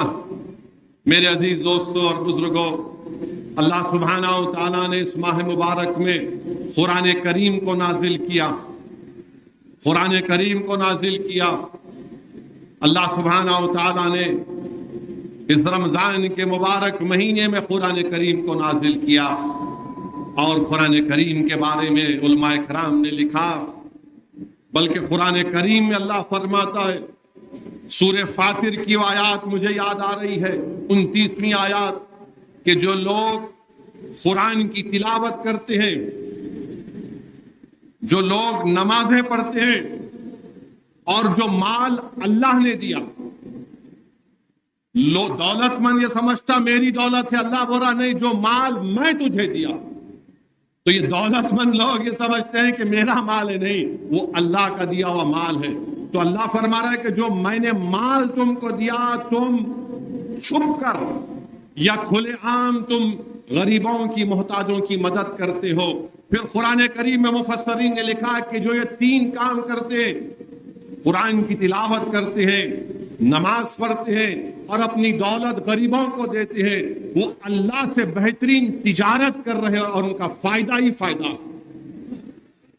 اب سوچو، اللہ فرما رہا ہے کہ جو قرآن کی تلاوت کرتے ہیں، جو نماز پڑھتے ہیں، اور جن کو اللہ نے دولت اور مال دیا، جو چھپ کر یا کھلے عام غریبوں اور محتاجوں کی مدد کرتے ہیں، وہ اللہ سے تجارت کر رہے ہیں، اور اللہ ان کو بہت فائدہ ہی فائدہ دے گا۔ تو قرآن اللہ کا کلام ہے۔ اللہ نے ہر نبیوں کو، رسولوں کو اللہ نے معجزے دیے۔ علماء کرام نے لکھا کہ جس زمانے میں حضرت موسیٰ علیہ السلام آئے، اس زمانے میں جادوگروں کا بڑا زور اور اثر تھا، تو اللہ سبحانہ و تعالیٰ نے حضرت موسیٰ علیہ السلام کو عصائے موسیٰ دیا، کہ جب وہ اپنا عصا پھینکتے جادوگروں کے سامنے تو ان کا جادو ختم ہو جاتا۔ جس زمانے میں اللہ نے حضرت عیسیٰ علیہ السلام کو بھیجا، وہ زمانہ فن طب کے عروج کا زمانہ تھا اس زمانے کے لحاظ سے، تو اللہ نے حضرت عیسیٰ علیہ السلام کو ید بیضا عطا کیا، کہ جب حضرت عیسیٰ علیہ السلام اپنا ہاتھ نابینا کے چہرے پر رکھتے تو اس کی آنکھوں میں بینائی آ جاتی۔ جب وہ زمانہ فصاحت اور بلاغت کا زمانہ تھا، عربوں کو اپنی زبان پر بڑا ناز تھا، وہ ساری دنیا کو عجمی سمجھتے تھے، گونگا سمجھتے تھے، تو اللہ نے قرآن کریم کا معجزہ دیا جو فصاحت اور بلاغت کا ایک شاہکار ہے۔ اور اللہ کو حدیث شریف میں اللہ کے رسول صلی اللہ علیہ وسلم نے فرمایا، کیا فرمایا آقا نے، بلکہ قرآن کریم میں اللہ چیلنج دے رہا ہے کہ تمام جن اور انس مل کر اگر تم سچے ہو تو اس جیسی ایک آیات بنا کر لے کر آؤ، ایک آیات بنا کر لے کر آؤ۔ مگر کوئی بھی نہ اس وقت اس چیلنج کا جواب دے سکا، نہ آج دے سکے گا، نہ صبح قیامت تک دے سکے گا انشاءاللہ تعالی، کیونکہ یہ اللہ کا کلام ہے۔ یہ چیلنج ان لوگوں کے لیے ہے جو آج چاند پر اپنا آشیانہ بنانا چاہتے ہیں، اسپیس اسٹیشن بنا رہے ہیں۔ یہ چیلنج ان لوگوں کے لیے ہے جو سمندر کی تہہ میں جا کر اس کی خاک کو چھان رہے ہیں، مگر چیلنج کا جواب نہیں دے سکتے۔ یہ اللہ کا کلام ہے میرے عزیز دوستوں اور بزرگوں، یہ عظیم المرتبت کتاب ہے کیونکہ اللہ کا کلام ہے۔ اور رسول اللہ صلی اللہ علیہ وسلم نے ارشاد فرمایا، کیا فرمایا قائد عالم صلی اللہ علیہ وسلم نے، جس نے قرآن کی تعظیم کی، جس نے قرآن کی تعظیم کی اللہ اس کی حفاظت کرے گا، جس نے قرآن کی تعظیم کی اللہ اس کو اپنا محبوب بنا لے گا، اور اللہ جس کو اپنا محبوب بنا لیتا ہے اللہ ساری دنیا میں، دنیا کے لوگوں میں اس کو اپنا ان کو محبوب بنا دیتا ہے۔ حدیث شریف میں رسول اللہ صلی اللہ علیہ وسلم نے فرمایا، جس نے ان کے ساری کے ساتھ قرآن کی تلاوت کی وہ ایسے ہے کہ جس نے ایک پہاڑ پر سونا خیرات کیا۔ رسول اللہ صلی اللہ علیہ وسلم نے فرمایا، جس نے قرآن کی تلاوت کرنے والوں سے، قرآن والوں سے، حفاظ قرآن سے دوستی کی، وہ اللہ کے دوست ہیں۔ جنہوں نے ان سے دشمنی کی، اللہ ان سے دشمنی کرے گا۔ میرے عزیز دوستو، بزرگوں، حدیث شریف میں اللہ کے رسول صلی اللہ علیہ وسلم نے ارشاد فرمایا، کیا ارشاد فرمایا؟ کہ جو حافظ قرآن رہتے ہیں، جو خوش قسمت لوگ حافظ قرآن رہتے ہیں، ان کے خاندان کے 10 لوگ جن پر ان کے اعمال کی وجہ سے جہنم واجب ہو چکی تھی، اس حافظ قرآن کی شفاعت اللہ قبول کرے گا اور ان 10 افراد خاندان کو اللہ جہنم میں نہیں ڈالے گا۔ جو لوگ حافظ قرآن رہتے ہیں، جو ماں باپ اپنی اولاد کے لیے محنتیں کر کے دن رات اپنی اولاد کو، اپنے بیٹے کو، بیٹی کو حافظ قرآن بناتے ہیں، حدیث شریف میں آیا، رحمت اللہ عالمین صلی اللہ علیہ وسلم نے ارشاد فرمایا کہ اللہ سبحانہ و تعالی حشر کے میدان میں حضرت آدم علیہ السلام سے لے کر جب تک دنیا رہے گی، ان تمام لوگ جب جمع ہو جائیں گے، ان تمام کے سامنے اللہ سبحانہ و تعالی انبیاء اور رسول ہوں گے، صدیقین ہوں گے، شہداء ہوں گے، خطوب ہوں گے، اللہ کے ولی ہوں گے۔ ان تمام کے سامنے ان حافظ قرآن کے ماں باپ کو اللہ بلائے گا اور ان کے سر پر تاج رکھے گا، ان کے سر پر تاج رکھے گا۔ میرے عزیز دوستوں اور بزرگوں، حدیث شریف میں آیا کہ رسول اللہ صلی اللہ علیہ وسلم نے فرمایا کہ سورہ ملک حشر کے دن، حساب کتاب کے دن، سورہ ملک اللہ سے کہے گا، یا اللہ یہ شخص قرآن پڑھتا تھا، تو اس کو جنت پہ ڈال دے۔ اور پھر سورہ ملک کہے گا، اللہ اگر تو میری بات کو نہیں مانے گا تو مجھے قرآن سے نکال دے۔ سورہ ملک جو لوگ پڑھتے ہیں، کیونکہ قرآن اللہ کا کلام ہے، قرآن اللہ کا کلام ہے۔ میرے عزیز دوستوں اور بزرگوں، حدیث شریف میں آیا کہ حشر کے میدان میں روزہ اور قرآن اللہ سے کہیں گے، اللہ میں نے اس کو دن بھر بھوکا رکھا، تو اس کو معاف کر دے۔ قرآن کہے گا، اللہ میں نے اس کو رات بھر جگایا، اللہ تو ہماری سفارش کو قبول فرما لے۔ میرے عزیز دوستوں اور بزرگوں، یہ قرآن کریم ہے۔ اور حضرت عثمان ذوالنورین رضی اللہ تعالی عنہ کی روایت ہے کہ رسول اللہ صلی اللہ علیہ وسلم نے ارشاد فرمایا کہ تم میں سب سے بہترین وہ ہے جو قرآن پڑھے اور پڑھائے، تم میں سب سے بہترین وہ ہے۔ رسول اللہ صلی اللہ علیہ وسلم نے فرمایا کہ اللہ قرآن سے عروج بھی دے گا اور اللہ قرآن سے بعض لوگوں کو بے عزت بھی کر دے گا۔ یہ واحد کتاب ہے دنیا میں، یاد رکھو مسلمانوں۔ مجھے بھی اللہ نے موقع دیا کہ میں بیرسٹری کی ڈگری حاصل کر سکا، جو بھی تھی وہ چیز ہو، مگر وہ میرے خبر میں کام نہیں آئے گی۔ دنیا کے بڑے بڑے فلاسفروں کی کتابیں لوگ پڑھتے ہیں، پڑھنا چاہیے معلومات کے لیے، دین اسلام کی حفاظت کے لیے۔ آئیڈیالوجی کی کئی کتابیں ہیں، مگر ایک ہی کتاب جو تم کو اور مجھے خبر میں کام آئے گی، وہ قرآن ہے، وہ قرآن ہے۔ کسی آئیڈیالوجی کی کتاب خبر میں کام نہیں آئے گی۔ اگر کوئی یہ سمجھے گا کہ میں بہت قابل ہوں، میں بارٹلا ہوں، میں نے اتنے 100-200 کتابیں پڑھ کر ڈگری حاصل کی، بھائی صاحب اگر تم اس پر یقین کر لیے تو پھر کیا ہوگا خبر میں؟ سورہ ملک کہے گا اللہ سے، اللہ یا تو معاف کر دیا نکال دے۔ میرے عزیز دوستوں اور بزرگوں، قرآن کریم، بلکہ محدث دکن حضرت عبداللہ شاہ صاحب قبلہ رحمت اللہ علیہ اپنی کتاب میں ایک واقعہ لکھتے ہیں کہ یمن میں ایک اولیاء اللہ کا واقعہ میں نے ان سے روایت میں لکھے کہ حضرت یافعی ان کا نام تھا۔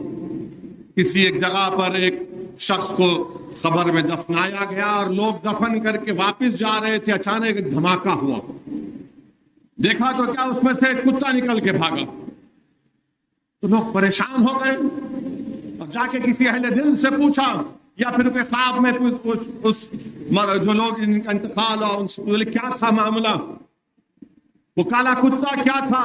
तो बोले जब मैं खबर में मुझे दफनाया गया था तो मेरे बुरे आमाल मुझ पर आ रहे थे, मेरे बुरे आमाल मुझ पर हावी हो रहे थे, तो अचानक कुरान आया और कुरान आते कि मेरे बुरे अमाल निकल कर भाग गए। तो याद रखो मेरे अजीज दोस्तों और बुजुर्गों, वो वाहिद किताब है, उसको हाथ लगाना सवाब, देखना सवाब, छूना सवाब, पढ़ना सवाब, उसकी तफसीर लिखने वालों पर अल्लाह लाखों सवाब भिजाता है, उसको बयान करने वालों पर अल्लाह लाखों सवाब उन पर भिजाता है। वाहिद किताब है क्योंकि किताब अल्लाह। इमाम शाफई रहमतुल्लाह अलैह का मशहूर वाकया, इमाम शाफई रहमतुल्लाह अलैह एक नौजवान को अपने देखते थे कि हमेशा दुआ करता था कि या अल्लाह जब मैं इस दुनिया से चले जाऊंगा तेरे हुक्म से तो मुझे खबर में भी कुरान पढ़ने की इजाजत देना। इमाम शाफई रहमतुल्लाह अलैह ताजुब करते थे क्या दुआ कर रहा है। इमाम शाफई है वो, कोई हजरत गूगल के इमाम नहीं है वो, आजकल बहुत हो गए। हर आदमी गूगल पे 2 वीडियो सुन के 100 किताबें पढ़ के अपने आप को अल्लामा बोलता, वो नहीं। इमाम शाफई रहमतुल्लाह अलैह, तो इमाम शाफई सोचते थे कि उस नौजवान को पकड़ो और पूछिए क्या दुआ है। तो एक दिन इमाम शाफई हज में उसको देखते हैं,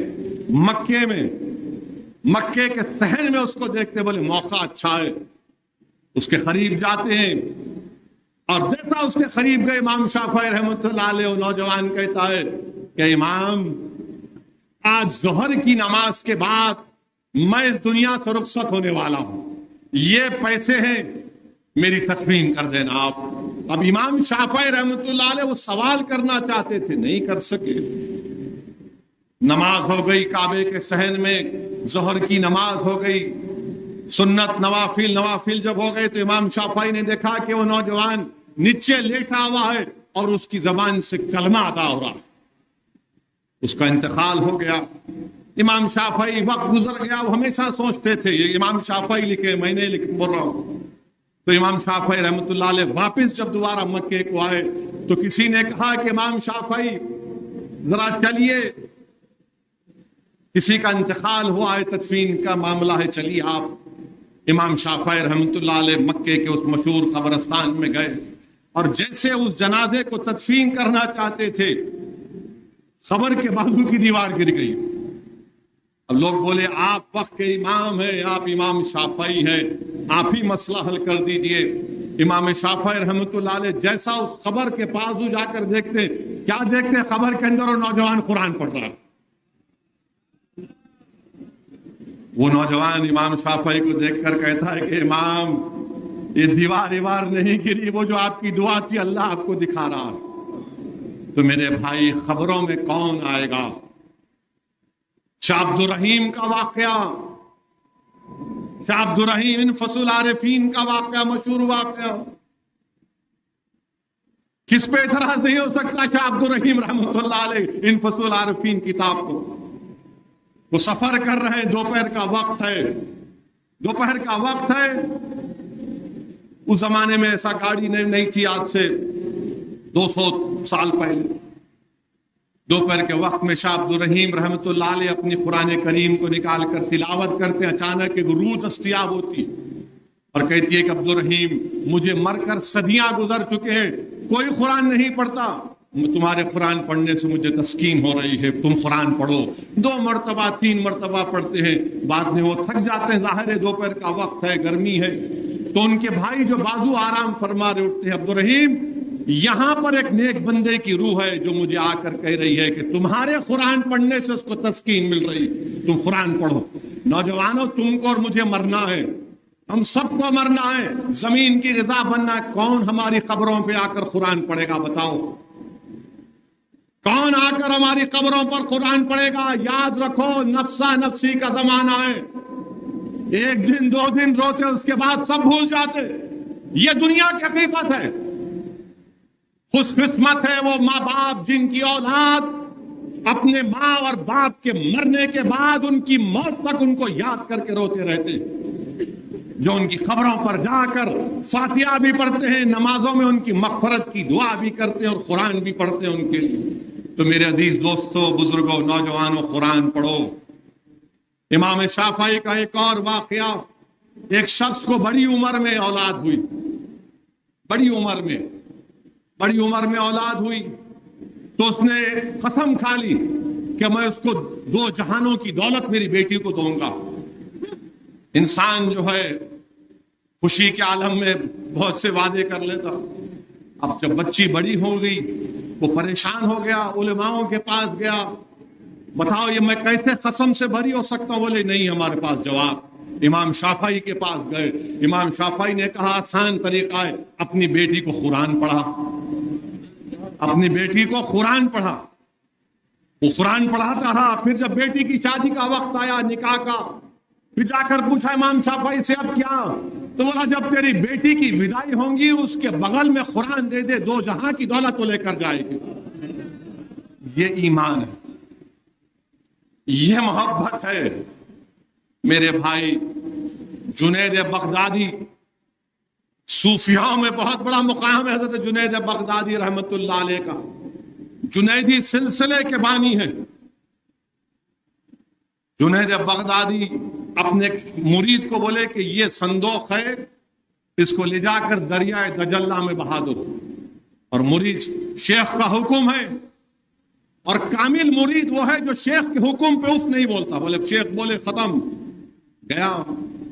جیسا اس صندوق کو پانی میں چھوڑا، پانی ہٹ گیا، وہ صندوق اندر چلا گیا، پھر پانی آ گیا۔ وہ تعجب کر آخر کیا ہے؟ اب انسان کو جو انگریزی میں بولتا ہے انکوزیٹو نیچر، تو ایک دن رہا نہیں گیا، بولا کہ شیخ میرے پیر مرشد یہ کیا ماجرا ہے بتائیے نا، میں بڑا بے چین ہوں۔ تو حضرت جنید بغدادی نے کہا کہ میں نے 12 سال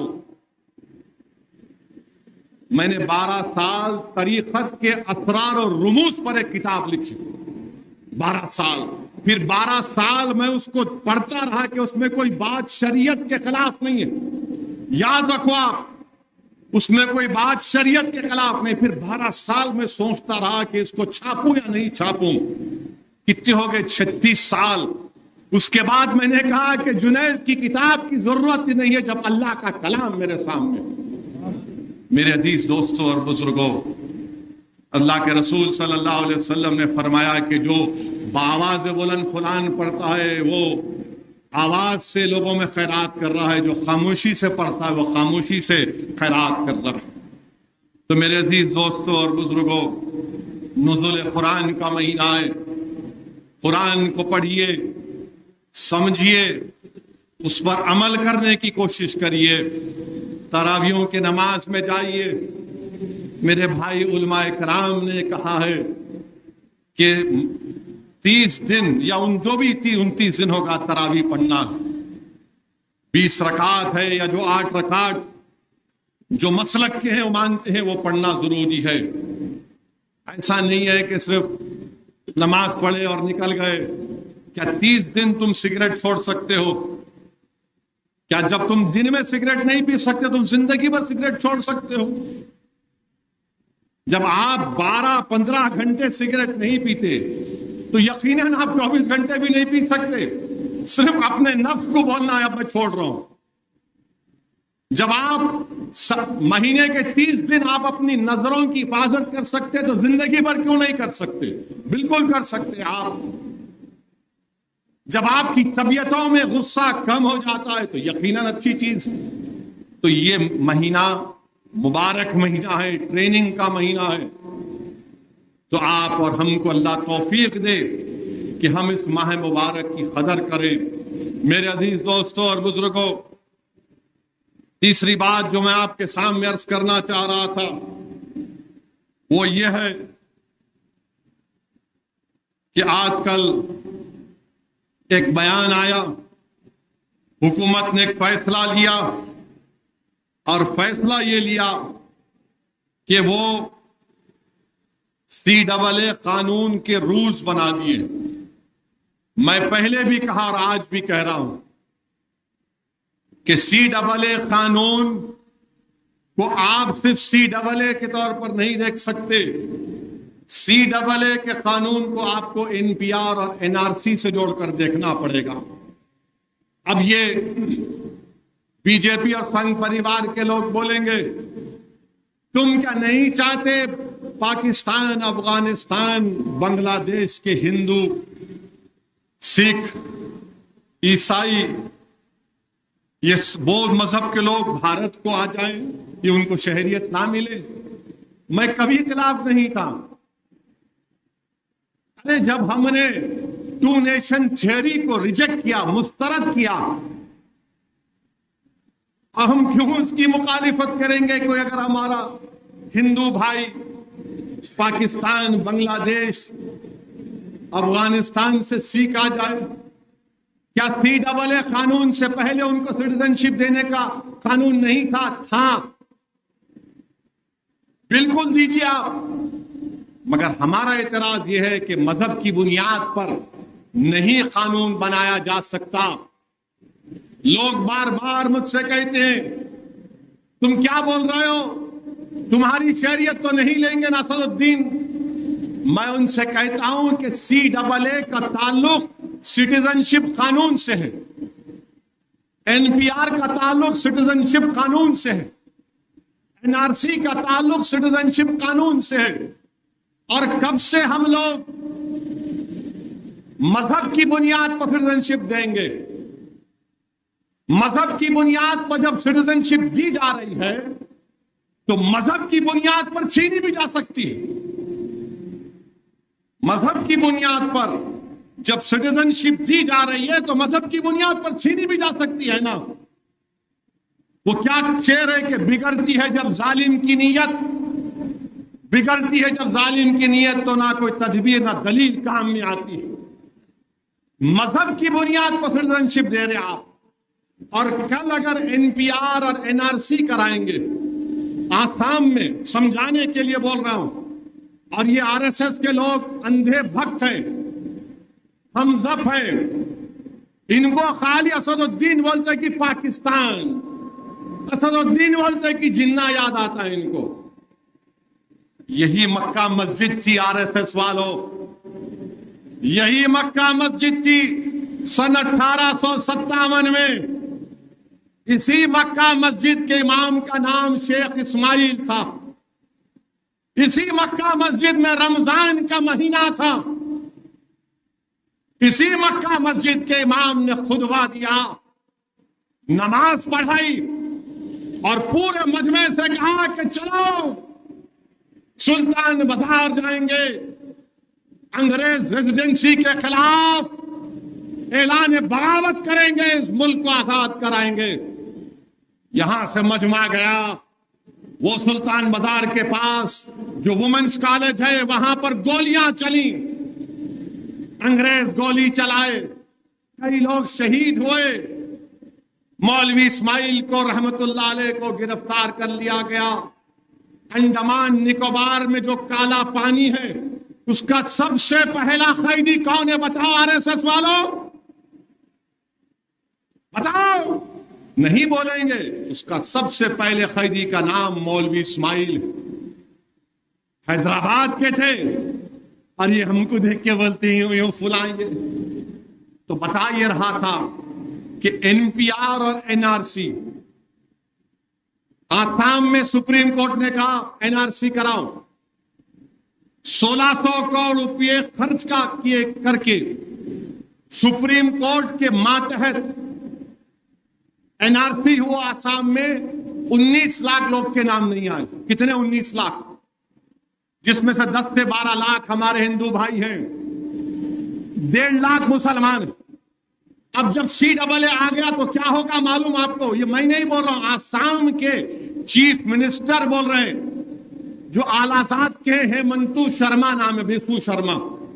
وہ کہہ رہے ہیں کہ ہم CAA سے ان 12 لاکھ ہندو بھائیوں کو سٹیزن شپ دے دیں گے. یہ میں نہیں بول رہا ہوں. اور وہ 1.5 لاکھ مسلمان کیا کرنا؟ وہ 1 لاکھ 1.5 لاکھ مسلمان کیا کرنا؟ ان کو بولیں گے آپ 1962 میں آئے کیا؟ आप 1951 में आए क्या? कागज दिखाओ, दादा का बर्थ सर्टिफिकेट दिखाओ। मानियो 10-12 लाख हिंदू भाई बहनों को सिटीजनशिप मिल जाएंगी, आसाम के मुख्यमंत्री कह रहे हैं, बीजेपी के लोग कह रहे हैं। और वो 1.5 लाख मुसलमान फॉरेनर्स ट्रिब्यूनल में जाके केस लड़ो अपना। लोग बोलेंगे नहीं अभी कुछ नहीं हो रहा। मेरे भाई साहब, हर चीज अभी नहीं होती, हर चीज बाद में होती है। जब एनआरसी होगा, एनपीआर होगा, और अगर कहा जाएगा उसमें उसके रूल्स है, पढ़कर सुना रहा हूं, पॉपुलेशन की एक लिस्ट बनाई जाएगी कि महाजरीन कैंप, यहां पर महाजरीन कैंप में कितने लोगों के घर हैं, नाम आ गए। अब उसमें से किसी एक का नाम मैं जाकर बल्दिया के ऑफिस में लिस्ट लगाएंगे, देखो महाजरीन कैंप में इतने लोगों का नाम है। कोई भी जाकर बोल सकता ये जैद बकर भारत का शहरी नहीं है, डाउटफुल सिटीजन बनाए थे आप। उसके बाद उसको ये प्रूफ करना पड़ता कि मैं भारत का शहरी हूं। अब बताओ, ये एनपीआर एनआरसी में नहीं है क्या? अमित शाह ने मेरा नाम लेकर पार्लियामेंट में नहीं कहा ओवैसी जी एनपीआर भी होगा, एनआरसी भी होगा? क्या टीवी के इंटरव्यू अमित शाह ने नहीं कहा एनपीआर एनआरसी? तो इसीलिए हम कह रहे हैं कि बांग्लादेश, पाकिस्तान, अफगानिस्तान से जो लोग आ गए आप बराबर दो उनको, मगर मजहब की बुनियाद पर क्यों? फिर बोलते नहीं इस्लामिक कंट्री है। अरे इस्लामिक कंट्री है तो मैं तो नहीं गया ना इस्लामिक कंट्री को। आपके दादा, मेरे दादा, हमारे परदादा मौलाना अबुल कलाम आजाद, जौहर बरादरान, हुसैन अहमद मदनी, ये तमाम उलेमा तो नहीं गए पाकिस्तान को। क्यों नहीं गए? क्योंकि हम उसको नहीं मानते वो कि इस्लामिक कंट्री है। हम भारत को पसंद करें क्योंकि ख्वाजा अजमेरी की जमीन है, ये सुल्तान हिंद की सरजमीन है। हम बोले यहां पर इस देश का कोई मजहब नहीं होगा, मजहब की बुनियाद पर सिटीजनशिप नहीं दी जाएगी। मगर आप क्या कह रहे हैं आज? नहीं, जो हिंदू है, सिख है, ईसाई है, बौद्ध मजहब का है, उसी को सिटीजनशिप मिलेंगे। मेरे भाई, ये इनकी साजिश है कि हमको हमारे मुल्क में परेशान करके रख दिया जाए। और आपको मालूम 1959 तक कानून नहीं था बर्थ सर्टिफिकेट का। अगर मैं पूछूं कि तुम्हारे दादा और अब्बा की पैदाइश कब हुई, तो बोलेगा होंगे 59-60 में, जब कानून नहीं था। पासपोर्ट कितने लोगों के पास है? अगर मैं यहां बोलूं हाथ उठाओ, कितने लोगों के पास पासपोर्ट है?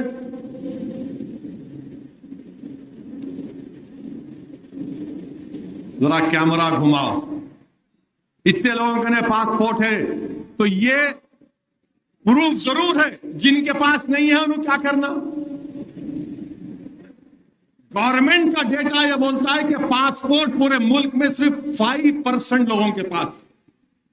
130 करोड़ का देश, सिर्फ 5% लोगों के पासपोर्ट है।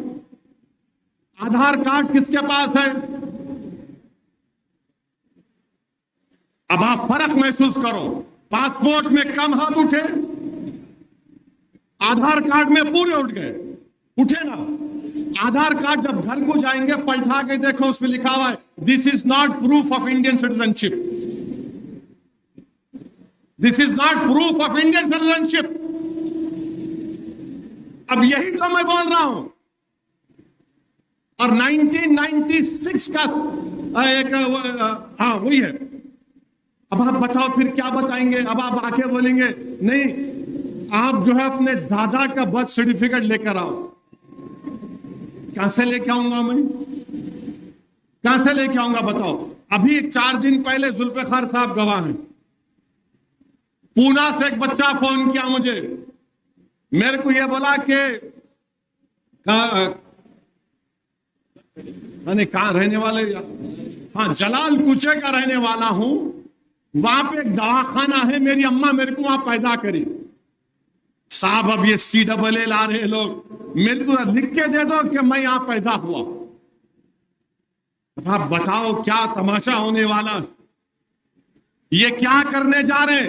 ابھی تو امت شاہ بول رہے نہیں نہیں کوئی مسلمان کی سٹیزن شپ نہیں لی جائیں گی، تو مودی کو امت شاہ کو کھڑے ہو کر بولنا چاہیے کہ کبھی بھی NPR نہ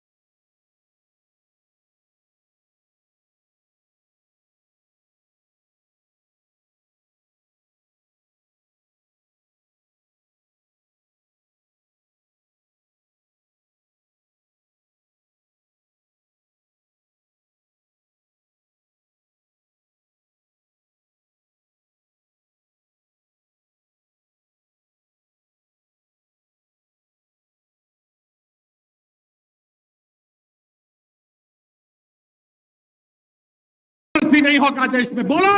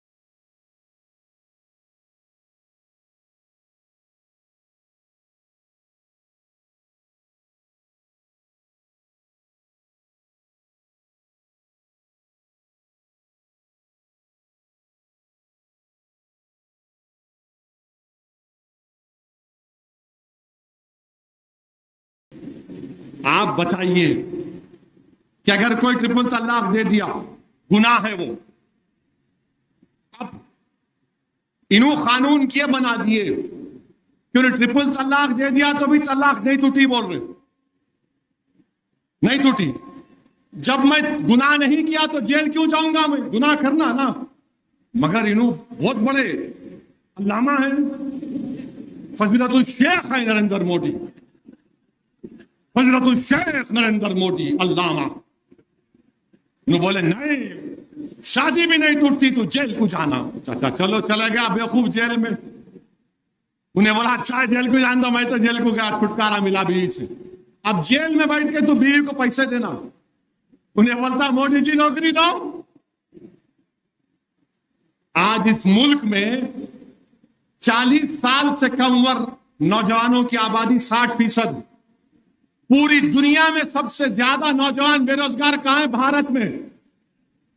بھارت میں. اب انہیں جیل میں بیٹھ کے کیا کریں گا؟ نہیں پیسے دینا. اچھا کورٹ میں سزا ہو گئی 2 سال یا 3 سال کا ہے تو 2 سال تک بیوی اٹکی رہنا اس میں.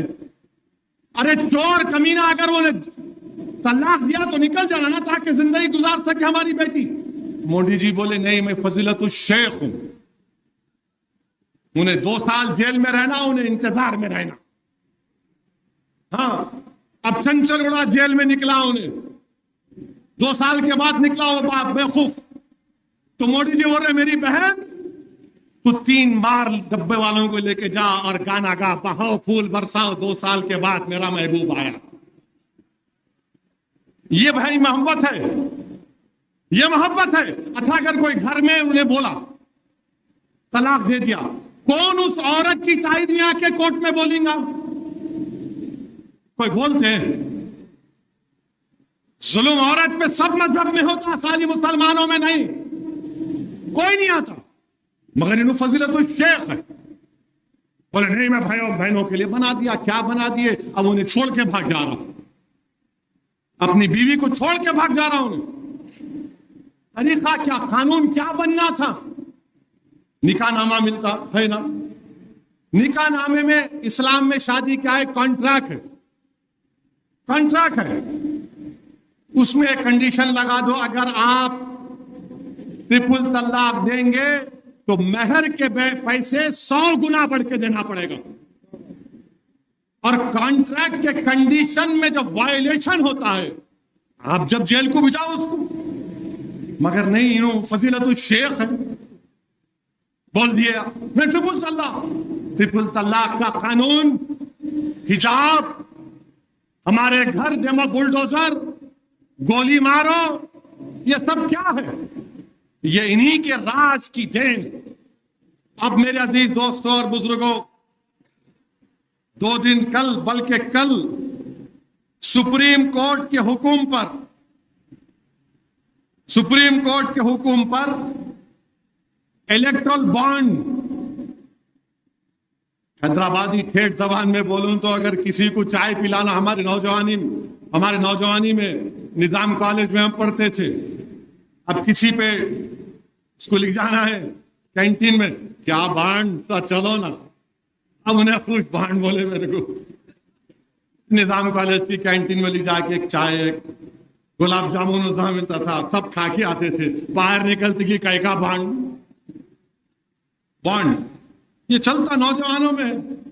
تو سپریم کورٹ مودی صاحب ایک قانون بنائے الیکٹرل بانڈ.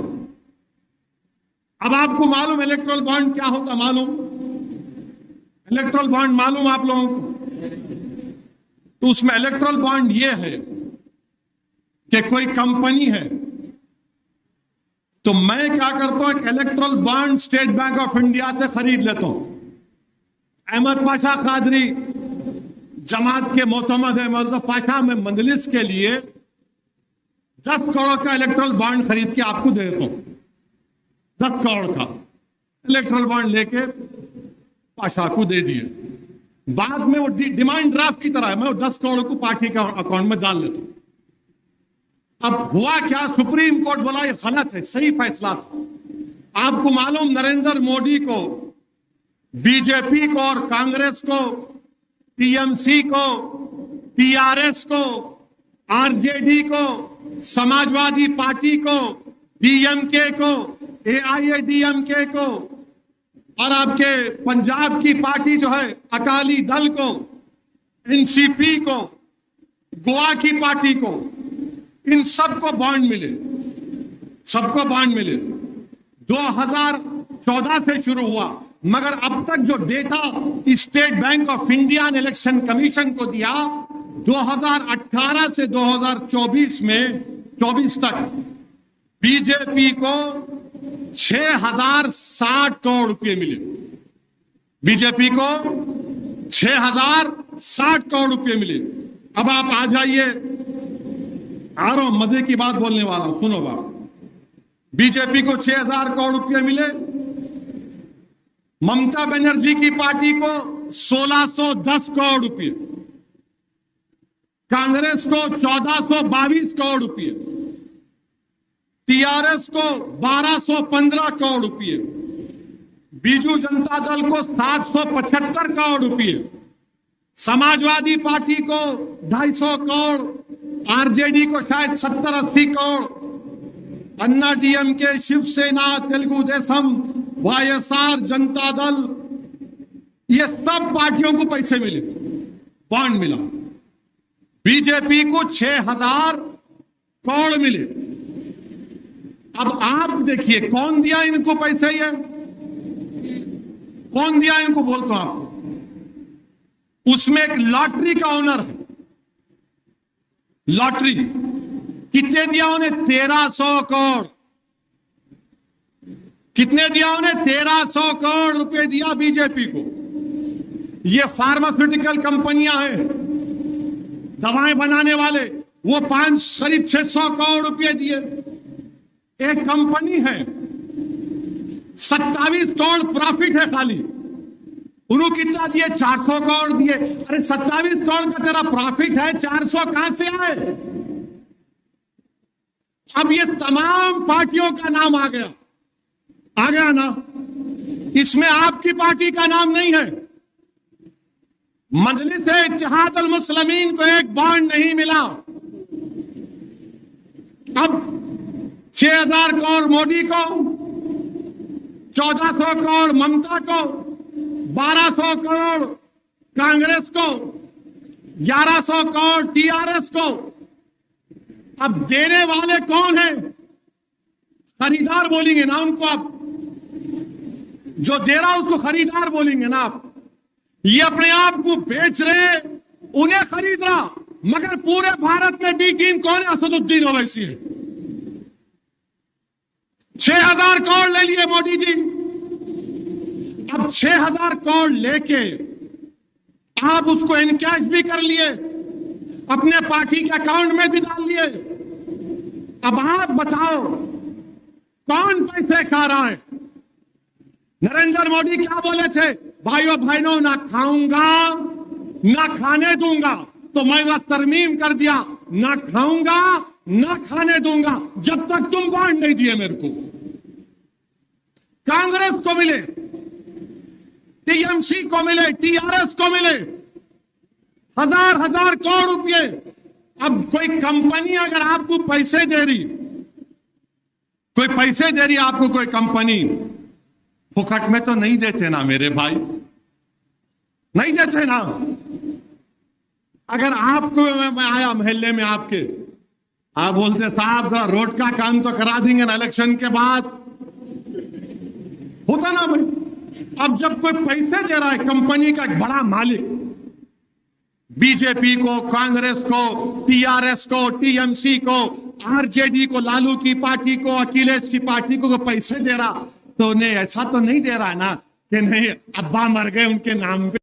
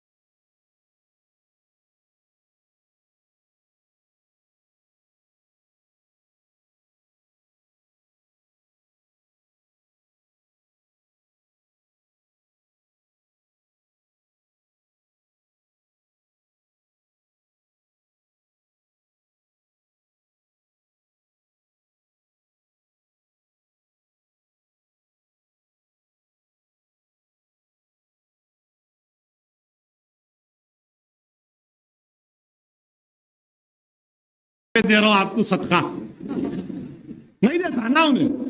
ये हम लोग कर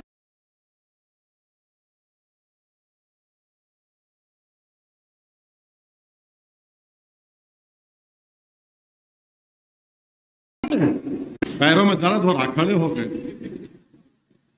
अभी खड़े होने का टाइम है, यहां से खड़े रहने का है इलेक्शन तक, इंशाअल्लाह। बोलिए। दुश्मन ये समझ रहा रमजान आ गए तो ठंडे पड़ जाते। अरे दीवानो, जब हमारे पेट पे नहीं रहता जब ही हमारा ईमान टप पे रहता है। रोजे की हालत में अल्लाह ऐसी रूहानी ताकत दे देता है। और अल्लाह के रसूल ने फरमाया कि जो कम खाते वो और ज्यादा ताकतवर रहते। तो मेरे अजीज दोस्तों, बुजुर्गों, हैदराबाद की कहावत है, क्या कहावत है? चोरा चोरा मिलके गांव बांट लिए, बोलते ना, चोरा चोरा मिलके गांव बांट लिए, मगर शेरवानी की देखते कि बी टीम। भारत का गड़ा है, भरता ही नहीं लोगों का। 6,000 करोड़ ना खाऊंगा ना खाने दूंगा भाइयों बहनों, मर 6,000। कांग्रेस पार्टी, टीआरएस, टीएमसी, अरे भाई साहब आप लोग कितना लेंगे पैसा बताओ। अब मोदी जी आएंगे, देश का पैसा तो वापस करना पड़ेगा, बोल रहे हैं तकरीर में उन्होंने, वापस करना पड़ेगा। ये आप कब वापस करेंगे? ये आपने, अच्छा ये 2018 से 24 तक है, 14 से 18 का नहीं आया अभी, 14 से 18 का भी नहीं आया। जब आएगा तो क्या निकलेगा अल्लाह को मालूम। और ये देश का गरीब, ये देश का नौजवान जिसका बेरोजगारी मुकद्दर बन गया, नौजवानों अब तो उठो। तुम कब तक नफरत करोगे मुसलमानों से? नौजवानों, मैं उन लोगों से कह रहा हूं जिनको मुसलमानों से नफरत डाली जा रही, देखो तुम्हारा पैसा किसके पास जा रहा है। इसको क्या बोलते हैं? New capitalism, crony capitalism, oligarchy बोलते हैं इसको। मगर कोई कुछ नहीं बोलेगा। नहीं नहीं, उन्होंने लिए तो हम भी लिए ना। हा? अब मैं ये सोचा, अच्छा आपको मालूम सबसे ज्यादा बॉन्ड कहां बने? हैदराबाद में बने। 80-90% हैदराबाद के एसबीआई बने। अब मैं भी सोच रहा हूं, मैं और पाशा जो है दोनों ये बड़े बड़े कंपनियों के सामने जाएंगे बोर्ड लेके, अरे भाई हम बीटी में, हमको भी कुछ मदद कर दो, हमको भी कुछ कर दो। मगर इंशाअल्लाह ऐसा नहीं होगा। मेरे पास, पाशा के पास, आपके पास जो सबसे बड़ी दौलत है, वो दौलत क्या है? रसूल अल्लाह सल्लल्लाहु अलैहि वसल्लम की उम्मती होने की दौलत है। हम रहमतुल्लाह अलमीन सल्लल्लाहु अलैहि वसल्लम की उम्मती, सबसे बड़ी दौलत वही है, रहमतुल्लाह अलमीन क्या उम्मती है। दौलत हिच, इज्जत हिच, ताकत हिच, एक रसूल अल्लाह का उम्मती, उसका जो मुकाम है वो बहुत बुलंद है, सबसे बड़ा मुकाम है। दुनिया जब तक रहेगी, जब तक अशहदु अल्ला इलाहा इल्लल्लाह व अशहदु अन्ना मुहम्मद रसूलुल्लाह बोलने वाला रहेगा। जब ये नहीं बोलने वाला रहेगा तो दुनिया उठ जाएगी, दुनिया खत्म हो जाएगी, दुनिया को अल्लाह पलट देगा। और अल्लाह के रसूल सल्लल्लाहु अलैहि वसल्लम के उम्मती, सबसे बड़ा एजाज हमारा यही है, यही हमारे लिए दौलत है, यही हमारा एजाज है कि हम कमली वाले की उम्मत है। दुनिया लाख कुछ कर ले, दौलत चली जाएगी, इज्जत चले जाएगी, मगर ये जो इम्तियाज है, ये जो दौलत मेरे और तुम्हारे पास है कि मैं अल्लाह के रसूल सल्लल्लाहु अलैहि वसल्लम का उम्मती हूं, मैं आका का उम्मती हूं। और वो आका, वो रहमतुल्लाह अलमीन, जब हशर के मैदान में तमाम अंबिया रसूल नफ्सी नफ्सी बोलेंगे, इस दौलत ये है कि आका बोलेंगे मेरा उम्मती कहां है, मेरा उम्मती कहां। अल्लाह के रसूल सल्लल्लाहु अलैहि वसल्लम अल्लाह के अर्श के सामने खड़े हो जाएंगे, अल्लाह मेरा उम्मती है, अल्लाह जहन्नम में नहीं जा सकता, अल्लाह माफ कर दे। میرے عزیز دوستوں اور بزرگوں، یہی دولت کے دشمن ہیں، یہی دولت کے نفرت کرنے والے ہیں۔ میرے عزیز دوستوں اور بزرگوں، اپنے حوصلوں کو بلند رکھو، کیونکہ آج 4 رمضان ہے۔ 3 رمضان کو شہزادی جنت حضرت فاطمہ کا وصال ہوا۔ اگر کوئی بیٹی میری تقریر سن رہی ہے تو سنو میری بیٹی، اگر تمہارے آنکھوں کے سامنے تمہارے باپ کو یا تمہارے رشتہ دار کو یا کسی مسلمان کو مارا اور پیٹا جا رہا ہے، میں اس بیٹی سے کہہ رہا ہوں جس کے باپ کو ایک پولیس والے نے حالت سجدہ میں لات مارا تھا، میں اس بیٹی سے کہہ رہا ہوں جس کے گھر کو بلڈوزر سے توڑ دیا گیا، میں اس بیٹی سے کہہ رہا ہوں جس کو حجاب کے نام پر کالج سے روک دیا گیا، میں اس بیٹی سے مخاطب ہوں جس کے باپ کو انکاؤنٹر کر دیا گیا جھوٹے طریقے سے۔ سنو میری بیٹیوں، حضرت فاطمہ شہزادی جنت، جب ان سے پوچھا گیا کہ حضرت فاطمہ سے پوچھا گیا، شہزادی جنت سے پوچھا گیا کہ آپ اپنے گھر سے پہلی مرتبہ کب نکلے تھے، تو حضرت فاطمہ نے کہا میری ماں حضرت خدیجہ کا وصال ہو گیا تھا، اور میں نے سنا کہ میرے بابا جان محمد مصطفیٰ صلی اللہ علیہ وسلم پر ابو جہل نے، اللہ کے رسول صلی اللہ علیہ وسلم سجدے میں ہے، اونٹ کی اجڑی ڈال دی۔ حضرت فاطمہ حجاب کر کے نکلتی ہیں۔ لکھنے والے نے لکھا کہ حضرت فاطمہ اپنے والد کو، رسول اللہ صلی اللہ علیہ وسلم کو اپنے ننھے ہاتھوں سے اٹھاتی ہیں کہ چلو ابا، روتی ہے، اللہ کے رسول صلی اللہ علیہ وسلم بھی روتے ہیں۔ اونٹ کی اجڑی ابو جہل نے ڈال دی تھی۔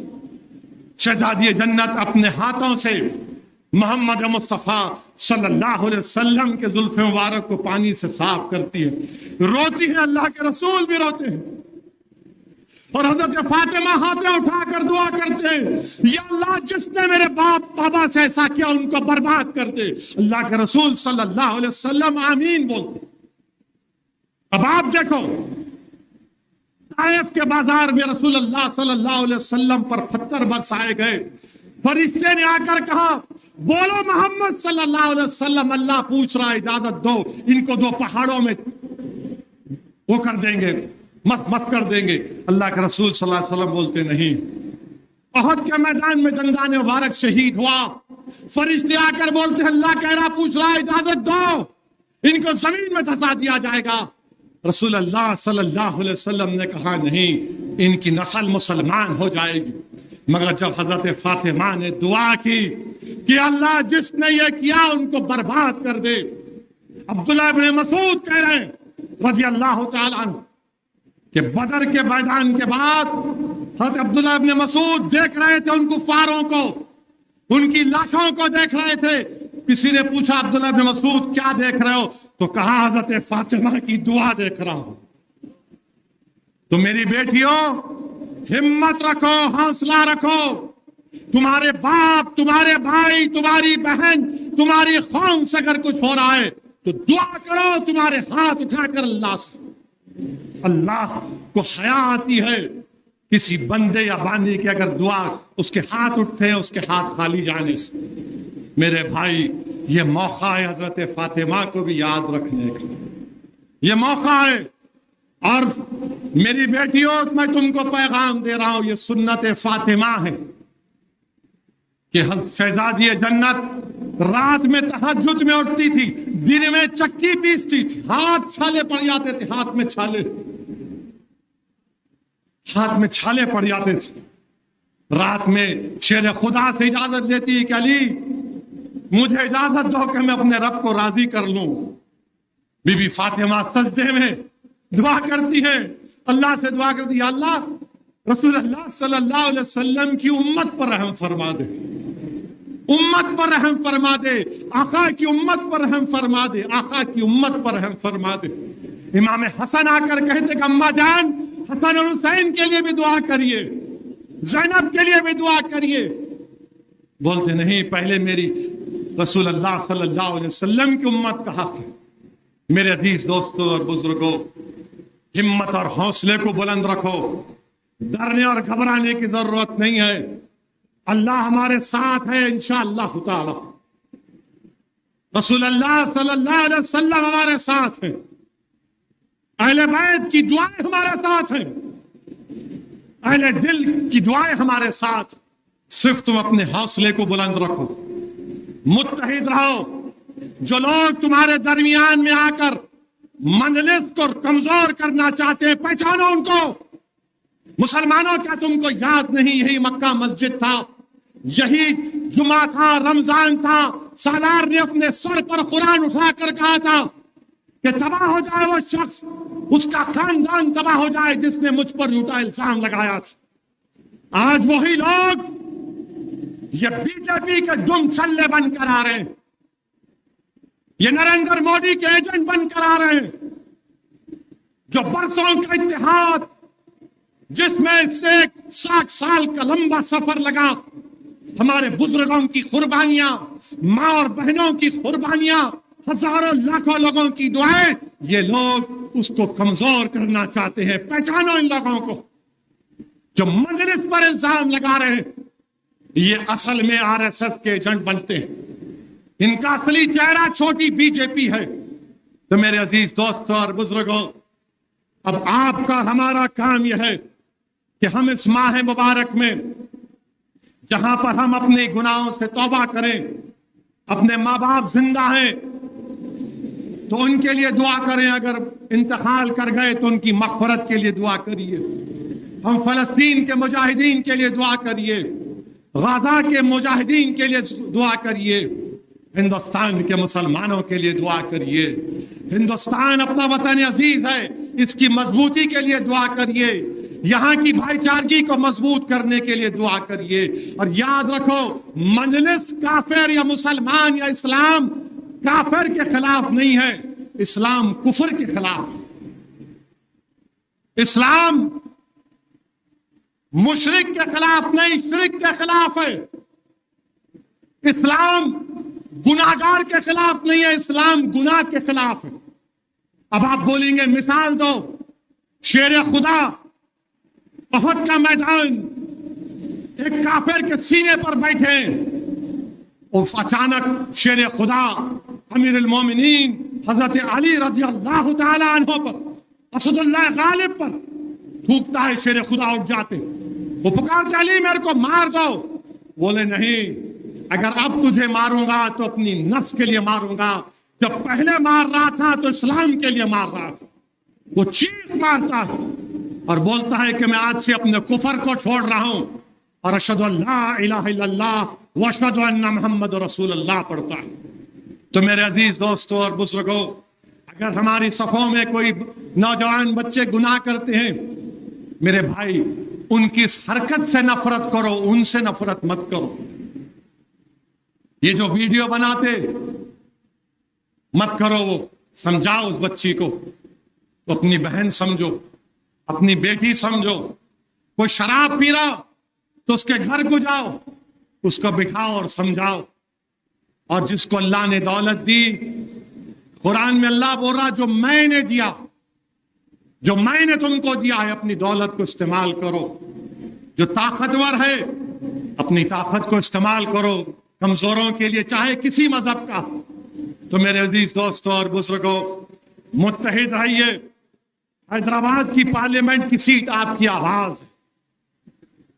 حیدرآباد کی پارلیمنٹ کی سیٹ آپ کے اتحاد کی نشانی ہے. حیدرآباد کی پارلیمنٹ کی سیٹ آپ کے بزرگوں کی قربانیوں کی نشانی ہے.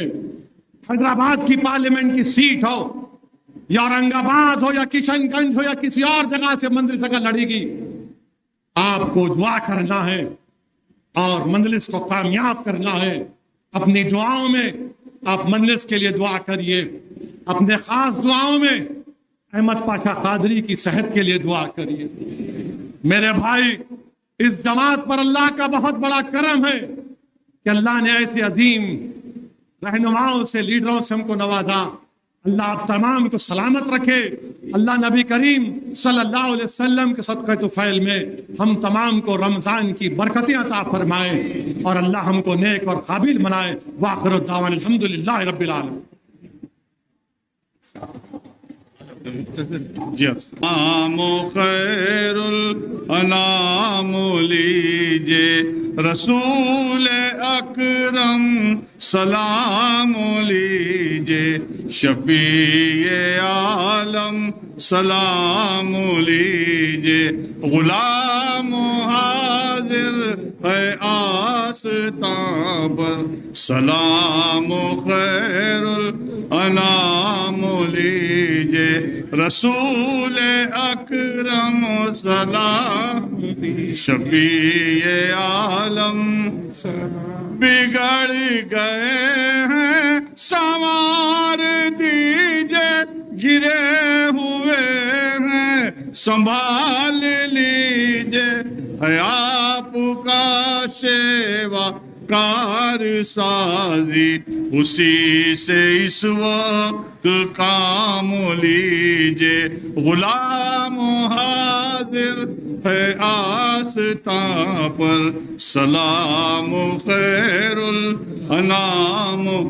غریب امت کے پاس کیا ہے ستم رسیدہ ہے غم زدہ ہے دل شکستہ کی نظر لے کر ہوئے ہیں حاضر غلام لیجے غلام حاضر ہے آستان پر.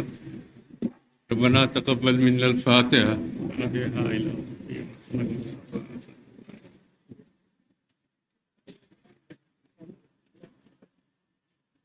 الحمد للہ رب العالمین. اللہم صلی علی سیدنا مولانا محمد وعلی آل سیدنا مولانا محمد بارک وسلم. آج کے اس جلسے کے بانی حضرت فخر ملت عبدالواحد اویسی رحمۃ اللہ علیہ کی قبر کو نور سے منور فرما دے پروردگار. ان کو جنت الفردوس میں جگہ عطا فرمائے. سالار ملت کے درجات میں بلندی عطا فرمائے.